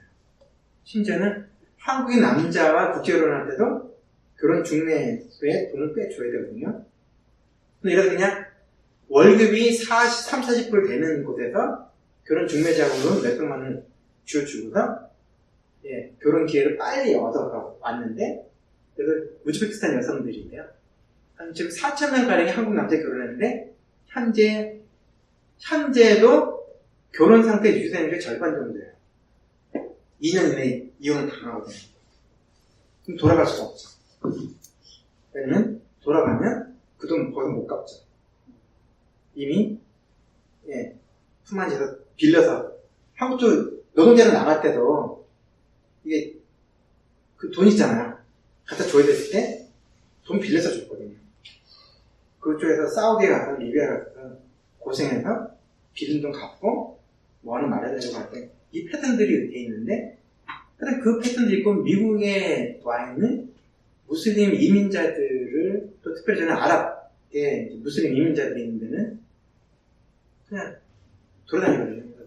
최근에도 동부 쪽 장관 갔다 올 때도 추천받아서 집회 때문에 갔던 교회에 도착하면서도 나를 어느 쪽에는 어느 식당을 데려다 달라고 라이드를 해주는 분이에요. 왜냐면 어딜 가든 무슬림 이민자는 어떻게 사는지 궁금하거든요. 왜냐면 계속적으로 저도 접해왔던 것처럼 잘못한 것이 없어도 나쁜 놈인데 이민 지역에서 삶이 쉽지 않잖아요. 진짜 궁금해서 돌아다니고 만나서 커피 마시고 음식 같이 먹고 누군가가 관심 있으면 아랍 식당 소개시켜주고 무슬림들 그냥 이 사람들 그냥 이웃이다 그냥 소개시켜주고 그리고 가끔은 교회 프로그램 만들어서 보수적인 교회인데도 관심 있는 사람 3일간 집회하고 나면 살짝 분위기가 바뀌면 궁금한 분들 부탁해갖고 근처에 있는 아랍 식당 또 이슬람성 방문해서 어떻게 보면 태어나서 처음으로 이민생활 20년, 30년, 40년 됐는데 무슬림 이민자하고 처음으로 말삭하는 일들이 많거든요. 그러니까 사람이네 이거. 근데 내가 다른 식당은 다 가봤는데 그러니까 우리 7학년들 이민 세대면 30, 40년 넘으셨잖아요. 근데 무슬림들이 있다는 생각을 해본 적이 없다는 분들이 많아요. 그런 것을 만나고 나면 사람을 사람으로 보는 거지 저놈들 이렇게 보지 않는 거예요. 미디어에서 우리가 재미가 없던 그 인포메이션 때문에 지금까지도 저까지 포함해가지고 그분들도 이제 그 강론을 통해서야 이제서야 그렇구나 이렇게 알지 실질적으로 우리가 인포메이션을 다 얻을 수 있는 데는 그래서 실은 이제 그 다른 종교 그룹보다 기독교 그룹이 모이는 빈도수가 많잖아요. 그리고 또 가장 많은 시간을 접하는 게 설교인데 일반적으로 설교 시간에도 이슬람에 대한 포비아나 무슬림에 대한 혐오감을 조장하는 얘기를 끝없이 하고 카카오톡을 통해서 정말 그런 게 많아요. 예, 카카오톡 통해서 수없이 나오고 선교사라는 자들이 와서 무슬림들에 대한 악평을 늘어놓게 되니까 전방위적으로 내가 들어봤던 것은 진실이 되어버렸잖아요. 왜냐면 이곳에 와서 현장에서도 실은 무슬림이 많은 곳에 사는 거죠. 어떻게 보면 히스패닉이 많은 곳에 살면서 예, 멕시코로 단기 선교는 가지만 이놈 저놈 하잖아요. 이런 거랑 똑같은 거거든요. 그런 속성을 가진 이들이 선교사라고 하는 직업을 가진 인수가 많거든요. 내가 그곳에서 살아서 아는데 저놈들은요 사람 아니에요 라고 그러면 선교비가 늘어나요. 목사님처럼 좋게 얘기하는데 선교비가 늘어나요. 하여튼 그러면 영업도 잘 되고 그렇게 위험한 곳에서 내가 이렇게 열심히 살고 있으니 도와달라고 하면 되죠. 그래서 결국은 악마화가 강해질수록 악마들과 같이 사는 존재는 정의로운 사람이 되거든요. 이 패턴이 종교 집단 속에 오랫동안 지속되어 왔어요. 그러니까 이게 고리 하나가 된 게 아니라 서로가 유착이 되어 있거든요. 그리고 미디어 자체가 그 직관을 계속하고 있고요. 그래서 이쪽도 저도 위주에 있는 볶음방송 가끔 들을 때 그냥 이렇게 돌릴 때가 많거든요. 왜냐면 제가 돌겠어요. 그러니까 속에서는 그냥 아무리 저보다 나이가 많은 목회자지만 속에서 저런 한자를 쓸 수밖에 없어요. 네, 여러분들은 한글을 기억하시면 저런 자가 다 있나 싶은 거죠. 저런 자. 이놈들은 갈 것 없이. 뭐 그래 됐을 때 거기다 팩트 체크를 해서 종종 할 때가 있거든요. 진실이 없는 거예요. 근데 그게 한 사람만 그런 게 아니라 나온 사람만 했다 그럴 때 피곤해요. 그리고 막 열불이 나면서 그 기도 최근에도 또 기도 했잖아요. 구국기도 뭐 한다 할 때 안내방송 나올 때 보니까 막 화가 나는 거거든요. 좌파부터 시작해서 이슬람이어서 한국이 동성애를 막 할 때 전방위적인 것 속에 이슬람이 끼어들어갔고 그 패턴은 종국 프레임이 좀 약화될 때 종국보다 더 센 것이 이슬람 테러리즘이었거든요. 심지어는 503호에 지금 계신 분께서 한국에 그분도 IS를 말씀하셨거든요. 테러 집단. 우리. 보편적으로 저희가 잘못 알고 있는 건지도 모르지만 여성에 대한 어떤 억압과 불평등에 대한 존재하는 건 사실이에요. 네, 잘못하는 건 아닙니다. 그것 때문에 이슬람이 이제 솔직히 그런데 다른 부분은요. 그 1920년대까지는 유럽의 여성들보다 훨씬 앞섰는데 이 부분 자체가 영국의 식민지를 받으면서 여성주의 운동이 친서구 운동이라고 채색이 되어지면서 거기서 여성 운동가들이 뒤집어지기 시작했어요. 그러니까 한국에서 이렇게 뭔가 운동권들이 전통 한복을 입었잖아요.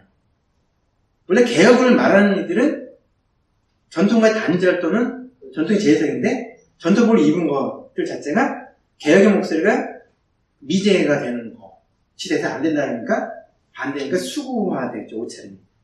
또 다른 거는 지금 이렇게 냉정하게 보면 한국보다 여성 인권이 앞선 이슬람 세계도 많아요. 네, 걸프숍도 우리보다 여성들 이렇게 남녀 평등 지수, 레바논 같은 데는 그렇다고. 예, 남녀 평등 지수가 우리보다 못하지 않은 지역도 많고요. 이상한 데도 많아요. 이집트 같은 경우는 가장 이상하고요. 이집트는 성추행 빈도가 97%, 8% 나오거든요. 가장 심각한 게 네. 이집트거든요. 네. 거기는 얼굴 가리고 다니거든요. 그 문제보다는 그냥 남자 여자 가리지 않고서 그냥 괴롭히는 놈들이 많거든요. 종교 모식행위 종교가 관계없어요. 저도 종교 경찰인가 그건 사우디 쪽에 맞죠. 그건 전혀 아니에요. 그러니까 저도 몇 번 이렇게 당할 뻔했거든요. 그러니까 남녀 가리지 않고도 막 좀 그래요. 그거 좀 문화가 좀 칙칙한 게 있어요. 근데 이제 나는 물론 혹시 인도 여행하신 분들은 불쾌하실지 모르겠는데, 저는 뭐 여행을 좋아하지만 앞으로도 인도 여행할 생각은 없거든요. 네. 근데 무슨 뭐 이렇게 뭐 글 좀 쓰고 이런 예술계 종사하는 사람들이 인도 갔다 와가지고 막 은혜 받고 막 그런 사람들이 있어요. 근데 사실은 우리가 인도가 오히려 여성에 대한 그런 폭압은 더 심하지. 근데 인도 문화는 우리가 굉장히 멋있는 문화고, 그러니까. 나도 뭐 사우디의 그 그러니까 사우디란다. 중동권의 여성의 불평등이 있는 건 사실이고, 분명히 개선돼야 될 것이라고 보지만, 그것을 소비하는 우리의 방식에서도 오해는 있는 거예요. 사실은 인도 같은 나라들.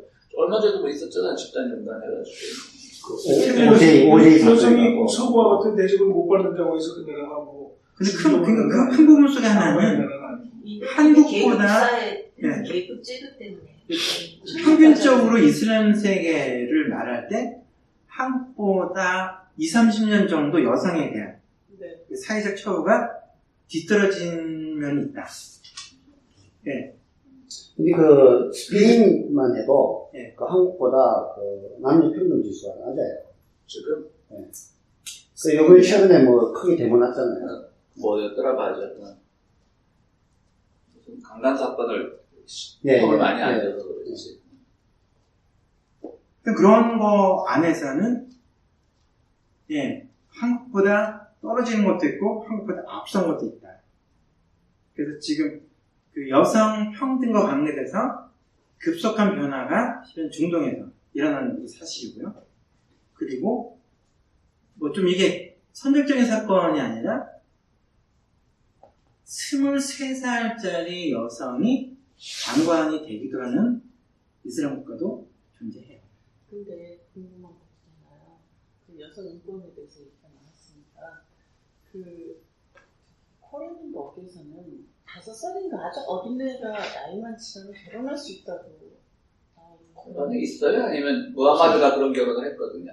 창시자가. 그런 것뿐만 그런 게 있어요. 아니라 너무 이게 정말 이게 뭐 끔찍한 사건들을 그래서 봤는데 여자가 뭐 잘못을 하면 뭐를 어떻게 뭐 하는 게 코란에 나와 있다고 그렇기 때문에 오히려 그런 것 때문에 아마 그거는 코란 본문이 말하지 않는 바에 대한 무식한 문자주의적 해석을 하는 일부의 어떤 아니 그렇게 말씀하시지 말고 네. 아무리 그럼 모든 사람이 종교 공부를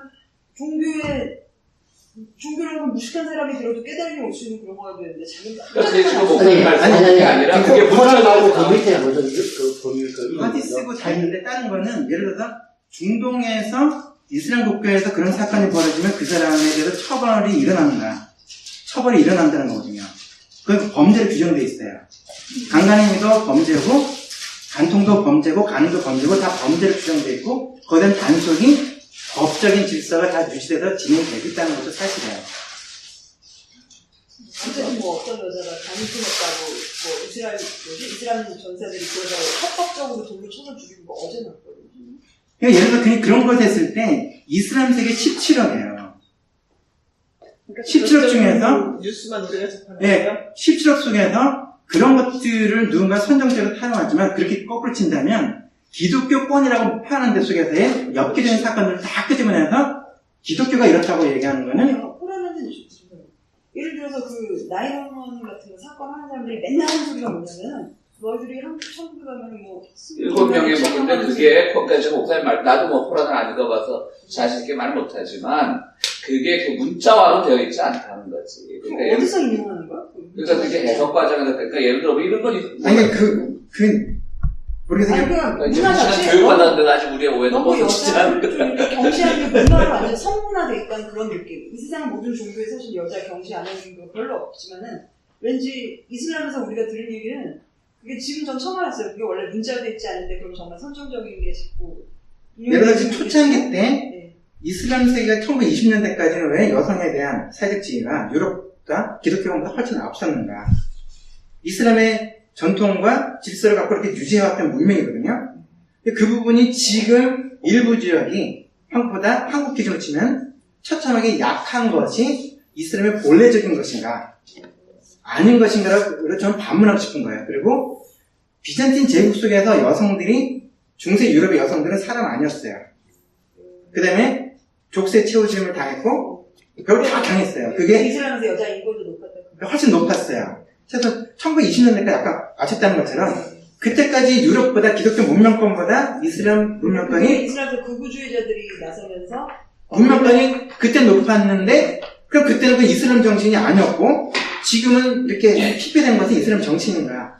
그건 아니잖아요. 그럼 이렇게 변질된 것이 무엇 때문에 비롯된 것인가 라고 오히려 반문을 해야 되는 게 있어요. 그리고 다른 거는 정상적인 국가 속에서 그만 정상적인 건 평균적인 거예요. 국가의 법에 의해서 그런 것에 대해서 처벌과 강제징용이 있고 심지어는 어느 나라는 교수형에 처하고 참수형에 처해요. 여성에 대한 범죄를 저지른 자에 대해서요. 그걸 갖고서 또 다른 쪽에서는 인권단체 속에는 반인권적인 처벌이다라고 막 까지만 그 나라의 법 속에서는 살인과 강간과 이런 것들에 대해서는 그냥 공개 처형을 하는 것이 맞다라고 그 나라 법은 집행하는 거거든요. 그런데 이게 모순되는 거잖아요. 그런 범죄자를 그렇게 처벌하는 것이 법이고 처벌하는 형법이 존재하는데 이 원리는 어디서부터 온 거냐? 그 이슬람 세계가 기독교 정신에서부터 그걸 깔고 들어온 건 아니라고요. 그 범죄를 처벌하는 행위가. 근데 두 가지 질문이 동시에 되는 거예요. 예? 말이 대답하기 어렵게 하신 그러니까 뭐 쉽게 얘기해서 저는 이제 뭐 다 끝날 때가 돼서 끝내셔야지 뭐 제가 뭐 마지막 좀 이렇게 정리를 하자면 우리 평화도단에다 제가 하겠습니다. 그러니까 북한이 됐든 이슬람이 됐든 어디가 됐든 분명히 우리에게 낯선 것이 있고 그들 사회가 잘못하는 건 있죠. 그러니까 우리가 그걸 마음 놓고 비판할 수는 있어요. 근데 그 비판을 하면서 우리가 놓치지 말아야 될 부분은 그 비판이 악마화시키는 비판이 아니라 자기 성찰을 돌아봐야 된다는 거지. 예를 들어서 그 이슬람에서 이루어지는 그런 솔직히 말해서 진짜 좀 우리가 아는 범위 안에서는 여성의 인권이 분명히 우리보다 못한 건 있는 건 사실이지만 그러면 다시 우리 자본주의 사회로 돌아오면 여기에 여성 인권은 자본에 의해서 얼마나 지금 짓밟히고 그러냐는 거죠. 그러니까 하나는 그냥 종교의 권위로 만약 그런 것이 있다면 하나는 종교의 권위, 교리의 이름으로 행해지는 것이고 한쪽에 돈의 이름으로 행해지는 것이니까 그 자체 행위를 정당화하고 우리 똑같은 거 아니냐라는 그런 논리가 아니라 그런 것이 있을 때마다 우리가 한번 성찰해보자는 거죠. 그리고 지난번 서명삼 박사 강의할 때 제가 말씀드렸지만 북한에 갔다 온 사람들이 북한 교회가 가짜다라고 말을 한단 말이에요. 그럼 우리의 교회는 진짜냐? 우리는 그냥 돈을 숭배하는 교회인데 자본주의 사회 기독교는. 그럼 그 사회가 국가주의이기 때문에 국가의 통제를 받는 교회를 가짜라고 말할 때 우리는 자본주의 사회에서 자본의 통제를 받는 교회는 그럼 진짜냐? 이렇게 보자는 거죠. 그러니까 그들이 분명히 우리에게 낯선 것이 있고 잘못된 것이 있고 비판받을 부분이 다 있죠. 북한이 됐든 이슬람이 됐든 또 인도가 됐든 어디가 됐든 우리와는 다른 부분이 분명히 있지만 그것을 비판하지 말자는 것이 아니라 가능하면 자기 성찰을 하다 보면 그 사회에 또 그런 모습이 있겠구나가 좀 더 객관적으로 보일 수 있다는 거죠. 그리고 한 가지 또 하나는 아까 여성 인권 나올 때 한 말 중에 그 여성 할례 같은 것들은 이슬람 정통 이슬람과는 행해지지 않습니다. 주로 아까 요번에 저도 신문기사 봤는데 아프리카 토속 종교하고 이슬람이 잘못 맺어져서 그런 것이지 여성 할례 같은 것들도 이슬람의 전통 코란에 나와 있지 않습니다. 근데 우리는 이슬람 하면 막 여성 할례부터 생각하고 그러죠. 두 가지 좀 주의되는 거는 그 무슬림과 이슬람 이슈를 다룰 때는 이슬람의 언어를 좀 써서 이슬람의 논리와 그쪽에 가치 기준이 있어요. 그걸 갖고서 비판하거든요. 잣대가 다른 것을 다른 기준을 갖고서 그것을 까는 것은 공정하지 않거든요. 그 사회가 갖고 있는 질서, 그 기준을 갖고서 그 사회를 내부의 언어로 비판하는 것이 필요하다. 그러니까 저는 한국에서도 무슬림 학자들이나 이맘들 만났을 때도 이슬람 얘기를 해요. 근데 그거는 기독교인이기 때문에 보는 것이 아니라 이쪽에는 이런 가치관과 이런 것에 비춰볼 때 이건 가짜 아니냐. 그러니까 다음 달부터 이제 곧있어 라마단이 시작되지만 원래 정치는 다 깨진 거거든요. 원래는 금욕과 절제를 통해서 낮 시간에 먹던 2끼 정도가 우리가 3끼 먹을 때 낮 시간에 안 먹으면 2끼가 남잖아요. 그걸 갖고도 가난한 자를 돌보는 것이었는데 요새는 폭식의 문화로 바뀌었을 때 이거는 잘못된 거 아니라고 이슬람의 언어로 저는 비판을 해요. 그리고 종교화되고 세속화된 종교들이 있거든요. 기독교인의 언어가 아니라 이슬람 세계 속에는 원래 정신이 이런데 지금과 엉망인 거 아니냐. 너는 어떻게 생각하냐라고 이렇게 얘기하는 것과 어떻게 저런 게 다 있어 뭐 이런 식으로 접근의 차이가 좀 있다 해서 그건 큰 부분은 내부자 그들의 시선, 그들의 삶의 자리를 조금 이해하려고 하는 몸부림 속에서 다가서는 게 필요하다는 거고, 그리고 조금 이 전체적인 것 속에서 하나 제가 놓쳤던 거면은 이슬람, 무슬림이라는 개념과 요즘 말하는 기독교인, 불교인 개념이 판단 기준이 다르다. 그러니까 30년 전에 한국에서는 웬만하면 다 불교인이었어요. 기독교인 아니고 유교 아니면 불교였잖아요. 그냥 내려오는 종교처럼 생각했던 거거든요. 근데 지금은 선택으로 바뀌었잖아요. 그러니까 기독교인구나 불교인구가 폭망한 것처럼 보여지지만 옛날 그냥 가문의 종교, 집안의 내력이었던 것이 지금은 개인의 종교로 되니 숫자가 급감을 했잖아요. 근데 이슬람 세계는 여전히 집안의 내력으로 간주되어 있어요. 그래서 무슬림 하면 소위 말하는 이슬람 국가들, 무슬림이 절대자를 차지할 때는 태어날 때 호적에 무슬림 집안에 사는 무조건 무슬림이에요. 그 사람의 개인의 결단, 확신 아무 관계없고요. 집안에서 누구도 사원은 이슬람 사원은 안 가도 무슬림인 거예요. 왜냐면 법적으로 무슬림 남자 집에 태어나면 법적인 무슬림이 돼요. 이것을 바꾸려고 하면 법원에서 허가를 받아야 돼요. 그러니까 웬만한 건 그냥 남아있어요. 이 기준과 기독교인 기준이 다르잖아요. 그래서 이거 공평하게 따지려고 하면 기독교도 집안의 종교로 간주해버려야 돼요. 할아버지 그냥 여기는 1400년이거든요. 근데 기독교 쳐서 그냥 4대조 때가 기독교인이면 한 번이라도 교회 나가서 출석, 이렇게 등록부에 이름 썼던 사람의 후손이면 기독교는 간주한다. 이렇게 하고서 무슬림의 숫자를 비교하면 이게 공평해져요. 왜냐면 지금 무슬림은 태어나지는 것이지 선택되는 게 아니라는 많은 경우는요. 그래서 다른 판단 기준을 같은 가치로 비교하는 것 때문에 생기는 허수들이 너무나 많다. 그래서 그거는 아까 이제 제가 다루려고 했던 것에 좀 빠진 게 있어서 그 패턴들이 있고, 그래서 큰 부분은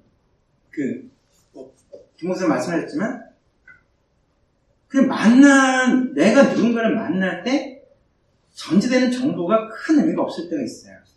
그냥 그 한 사람 그냥 만나서 그 사람은 그 사람인 거잖아요.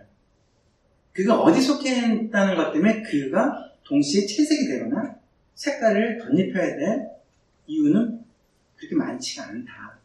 그리고 뭐 이 얘기하면서 저는 갑자기 우리 김성태 성도가 생각이 나서 예수쟁이는 예. 지금 많이 활약하네. 예, 호흡이 없어. 홍전직 집사님 전직 집사님이셨는데 지금 현직은 모르겠어요. 장모같이 생겼는데. 네? 장로같이 생겼어. 장로같이 생겼어. 장래에 대한 그런 핑계를 좀 풀고. 어떤 사람들은 교회에서 장로하라고 막 떠나주잖아요. 그래, 떠왔으니까. 그냥 아무튼 그런 모습이 그래서 정리를 하면 저도 이슬람 모르고요. 그리고 무슬림을 규정 짓지는 않아요. 이슬람 모르고 무슬림 규정 짓지 않는다. 그냥 이 사람은 이 사람을 사람들 사람으로. 그건 명언이네. 그리고 놈놈놈 때문에 평범한 사람들을 몇 년으로 내가 몰아붙이거나 일반화시킬 권리가 내게는 없다. 그렇게 거꾸로 치면 그런 놈들 때문에 한국인들을 매도할 수 없는 것처럼 사람 사는 사회는 이런 놈 저런 놈 이런 분 저런 분 다 있다. 그리고 때려잡고 싶은 놈들도 어디나 존재한다. 그래서 내가 만난 그가 그들의 대변인도 그들의 대표자도 그들의 모든 것도 아니다. 이 부분 자체는 중동에 살면서 가끔 험한 꼴도 당했고 이렇게 죽을 수도 있겠구나라고 하는 위기감도 느꼈었고 그냥 욕설을 퍼보면서 길거리에서 욕하면서 싸운 적도 있었고 현지 경찰을 끌고서 경찰서를 끌고 가려고 했는 경험도 있었고 눈앞에서 사람이 죽는 것도 봤고 수많은 걸 겪었지만 평범한 사람들을 내가 겪었던 특수한 경우에 특별한 사람들과 이것을 믿고 취급할 수는 없다. 그래서 끝없는 거는 지금 이제 그쪽에서의 생활들이나 제가 만났던 사람들을 돌아볼 때 언제나 누구나 다 좋았던 사람들은 아니었다. 그리고 떠올려보면 역겹고 힘겨운 숨막히는 사람과 상황도 있었지만 다수의 평범한 이들 속에서 느꼈던 그 느낌은 그것을 고유하는 것이었고, 그래서 힘든 것도 그다음에 좋았던 사람들을 동시에 기억해 주는 것.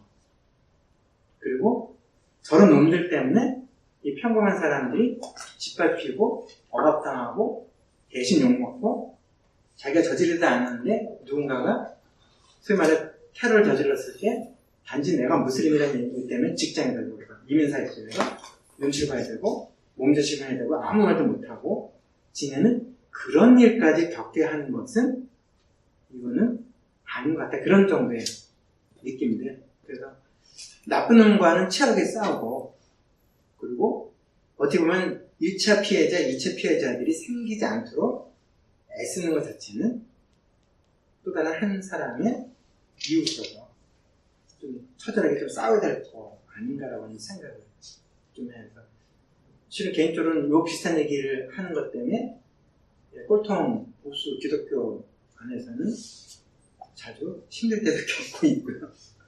그렇지만 아닌 건 아닌 거니까요. 그리고 무슬림들을 만나다는 이슬람 이슈 갖고서 갑론을박하고 죽이려면 살리려면 싸울 때도 있어요. 그럼 그들과 싸워야 되는 문제고요. 제가 기독교인들 만나고 목사들 만날 때는 그 이슈 갖고 싸우고 아닌 건 아닌 거거든요. 근데 우리끼리 모여서 저들을 까는 것은 저는 공정하지 않다고 생각해요. 당사자 앞에서 당사자와 치고받는 게 필요하다. 근데 우리는 누군가의 얘기를 할 때, 특별히 무슬림에 대한 얘기를 하면서 당사자의 소리를 들어보지도 않고 들으려고 하지 않으면서 우리끼리 씹어대는 이 패턴은 조금 벗어났으면 좋겠다. 그리고 들어왔던 것들이 모든 걸 다 저는 잘못됐다 하지 않아요. 그러나 판단은 중지하고 내 앞에 있는 한 사람을 판단하는 데 있어서 그것은 하나의 정보로만 간직하고 그 사람을 만날 수 있는 우리 약간의 그 모험, 용기 같은 걸 좀 가지면 좀 좋지 않을까라는 생각을 합니다. 종교적인 얘기를 거의 안 쓰려고 했지만 중립적인 종교적인 얘기로 깔았습니다. 고맙습니다. 고생들 하셨습니다.